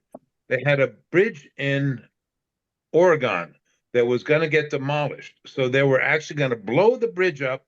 And for the end scene where you see the train going off into the gully, they were actually going to destroy that train. The end of the movie. He ran that film so over budget with some of his shenanigans that they did it in miniature. But that being said, the first major stunt, we're doing about 60 miles an hour. I'm supposed to climb out the window, climb on top of the train, run the length of the train, jump about 10 or 12 feet onto the engine where we start kicking ass and taking numbers. And I had studied all of his films. I could mimic him perfectly. My question was, and I was trying to be as delicate as I could, and it's funny on a movie set, when you say to roll to another channel, everybody rolls to that channel anyway, because everybody's got to know everything. I said, "Dick, will you roll to channel 3, please?" So he rolls to channel 3. I say, "Dick, do you want me to run exactly like Steven runs? Or do you want it to be more like a special ops creep?" So he's got to ask the director asks the producer asks Steven. So goes down the chain, comes back. Do it the way you think it should be done. Because if we've ever seen Steven run, especially in his early movies, I can't even say he runs like a girl because I just watched the Olympics. But the girls don't even the girls don't run like them. Yeah. So anyway, that's how the film went. And I made it almost to the end of that before we had our run in.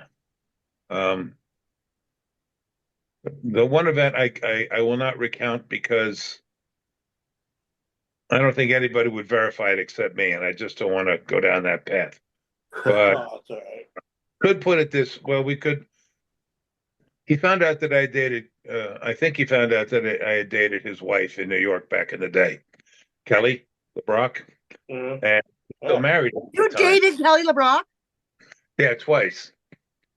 You ever kiss somebody? It's the worst kiss of your life. You would think a woman that would be the greatest in the world, but no, we both kissed each other and kind of looked at each other like, this isn't supposed to happen. You're beautiful. I'm beautiful. But yeah, we went out twice. The second time was just to make sure we were wrong about the first time. Yeah. Well, yeah. if all goes to worse, you can just make a clone out of her like they Hey. did in Weird Science. That's all. Yeah. And just because somebody doesn't kiss good doesn't mean they don't do other stuff good. So I can understand trying the second date. Got down that road. I personally have always felt the kiss tells the whole story.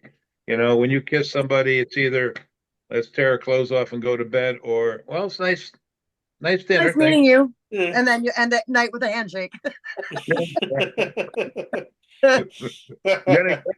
Right? Yeah. Thanks for blowing me, but have a good night. Okay, well, I can tell you one other event on Under Siege that might have had something to do with it. The woman that was cast to play the Black Mercenary, I believe her name was Fifi Aloui. She was doing Seagal behind his wife's back. How do I find this out? Minute she got on set, she was all over me like white on rice. So we were all going to go, not a bunch of us, Patrick Kilpatrick, we probably know is one of Hollywood's greatest bad guys, one of my oldest friends, and I and some other guys were going to go to Boulder that weekend for the famous Steam Caves, take the weekend off and relax, and I invited her. So Seagal had his own. It was a gay couple, two guys that were his hair and makeup, and they did him and they did me, and that's it. So that morning, I'm in the chair. Wait. You How'd the mean hair date makeup, kiss? right? Wow. I'm in the Just kidding. Just making sure that we're all clear. We're all on the same page. yeah. So that morning, I'm in the makeup chair, and I'm saying, hey guys, I'm taking Fifi to Boulder this week. I'm going to the famous steam caves and massages. I said I'm going to rock her world, and there is that uncomfortable silence in this. I look at them. I say, "Okay, girls, what's the story? You know something I don't know?" And they say, "That's Steven's special friend." And I say, "Like they're really old friends, or they're special friends?" And they said, "So I am thinking I'm making 20, 30 grand a week on this film, stunt doubling him with the overtime and what have you. Money in a condo in Vale, or they decided to go with money in a condo."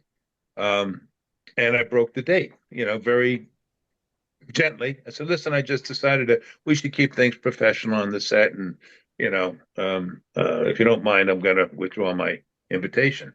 So that night, I'm in a bar, and this again is toward the middle end of the film, and Patrick comes up to me, and he says, "Hey, Ron, I hope you don't mind. I'm taking Fifi with me for the weekend."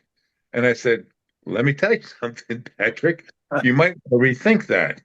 So I told what I was told, and the only person that could have heard that conversation in a crowded bar was standing just on the other side of Steven, and that was my backup stuntman, the guy that was supposed to take over if anything, happened to me on it. And he wanted that job like his next breath of air. I won't use his last name. Anyway, won't tell you. Anyway, I'm sure he's the one that went to Steven and said, "RHYNO's telling everybody blah, blah, blah, blah, blah." So between that and Kelly, they may be finding out that I dated Kelly at one point. Wasn't too far past that I was put on the airplane going home. He was ready to take the 45 out again. No, not at me. But this is where he is weird. I'd made a lot of money, and I was very interested in buying a condo. We were in Lion's Head, which had just opened up. I had an appointment that following weekend to actually go and look at condos with a realtor, because I figured I love to ski. I was skied for Team Roscoe for a year when I was younger on the freestyle team, and I love Vail. And I thought it's also a good investment. It could be a rental property. It's a four-season resort. So when I had to leave the hotel, Patrick said, "Why don't you stay with me? I got a two-bedroom condo. Why spend money on a hotel? Stay here, look at your thing and go home next week." I said, "Great." So I'm hanging out with Patrick, and Patrick is a great chef, especially with vegan stuff. So he's making one of his big vegan meals, and there's a knock on his door. He goes and answers it, and he says, "RHYNO, there's two guys here to see you." I go, and it was two of I think they were from Denver, detectives that Stephen had hired for local security. And they knew I was sober. They knew that I had an addiction at one point to cocaine. And they came up and they said, Mr. Seagal is very uncomfortable with you staying in town. If you're not out of town by tomorrow, you're going to be arrested with a large quantity of cocaine." So I said, "Thank you very much. Tell Mr. Seagal, message understood." So needless to say, I didn't buy the condo. I left. But and the interesting part was my morals come into play. I get off the plane in Los Angeles, and a guy from one of the rag magazines, it's pretty obvious who I was getting off the plane, comes up to me, and he's got a paper bag, and he opens it up, and he says, "Look inside." He says, $25,000 cash in there. Tell us what the fuck is going on with Under Siege 2. We heard it's a nightmare up there. And it would have been very easy to get even for him short-circuiting my finishing that film. But I thought better of myself. And also, I wanted to protect the stunt team. I didn't want this to reflect bad on Dick Syker and all the, I mean, because we have the greats up there. You know, Joel, Henry Kingi, Joel Kramer, who was Schwarzenegger's double and stunt coordinator, the Pacherny brothers. I mean, major heavyweights in the stunt business. Pat Romano was our rigger. And I just didn't want to reflect badly on them by ratting Seagal out in his behavior. But that was his last A-list film because of his behavior. So Steven Seagal hated you. Did you at least get along with Eric Bogosian? Eric was great. I mean, he's one of my truly great Broadway actors. I mean, I loved Eric. You're talking from Talk Radio, right? Eric Bogosian from Talk Radio? Yeah. That's an old movie. A lot of people don't remember that movie at all, but I do. The script was rewritten very shortly before the film. They were going to bring Gary Busey back. I know it is. He was on the sub that supposedly got blown up, but he was going to survive. He was going to come back all messed up. But last minute, whatever reason, they decided not to bring Busey back, and they changed the storyline a bit. I think, what's the guy's name? Is it Green? The main bad guy. I think his last name was Green. He does great bad guys. Was going to be Busey's part, and I don't know if Borgesian was brought in before or after that. But last minute, they had I know Gary had a pay or play contract, so they had to pay him to not put him in the film. But they changed that storyline very close to shooting. I'm trying to think of Green, who you're talking about. Trying to remember his name. There's is he native? No, he was if you look at the screen credits real quick, he was the main terrorist. He was the guy telling everybody else what to do. He's got that really bony, square face, short hair, piercing eyes. He's another one of Hollywood's great bad guys. So he was like on the first tier bad guy. Patrick Kilpatrick was his main guy after that. Tom Green, maybe? It's been a while. Tom Green's a comedian. He dated Drew Barrymore. And probably more than one. If we weren't talking, I'd check IMDb real quick. But yeah, I only have one device too. Here's an example of why Seagal was not well loved by Warner Brothers. We get up there. I told him I need to get up there at least a week early to start running and training at high altitude. I skied Vail. We're going to be in the Gore Canyon, going over the mountains. We're 12 to 14,000 feet. I need to get my oxygen up.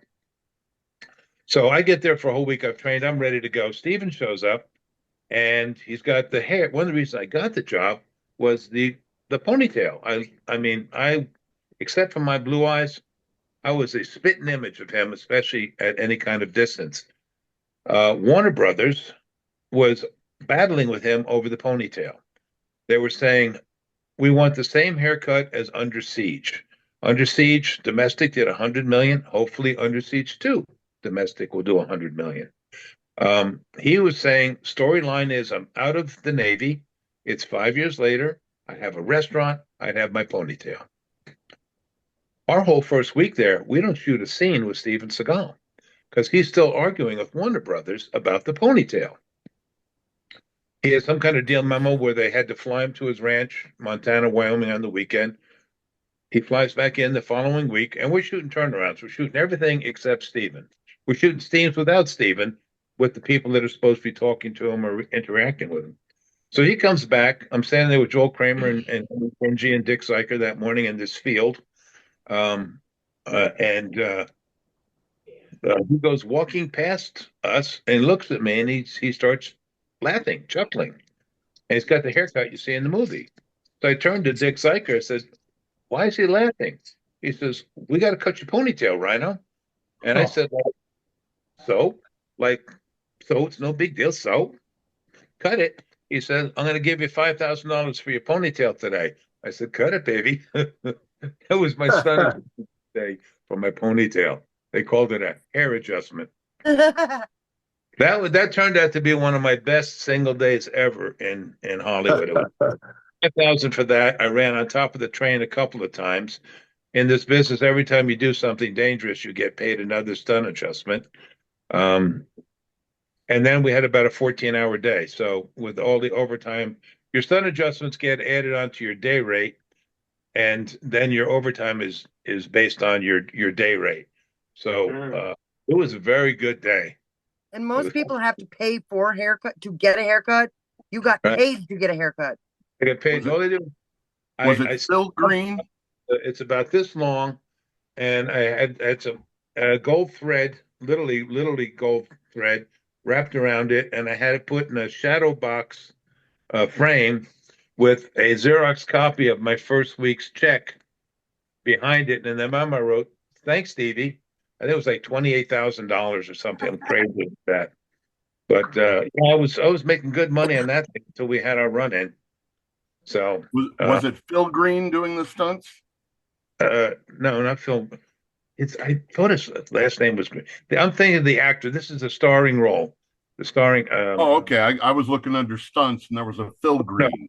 Under your main cast, a square face, bony, like those sunken cheeks, with big old cheekbones, piercing eyes. Let's see, cast. I thought it was his last name was Green. Peter Green. Oh, what is it? Oh, I know who you're talking about. Peter Green.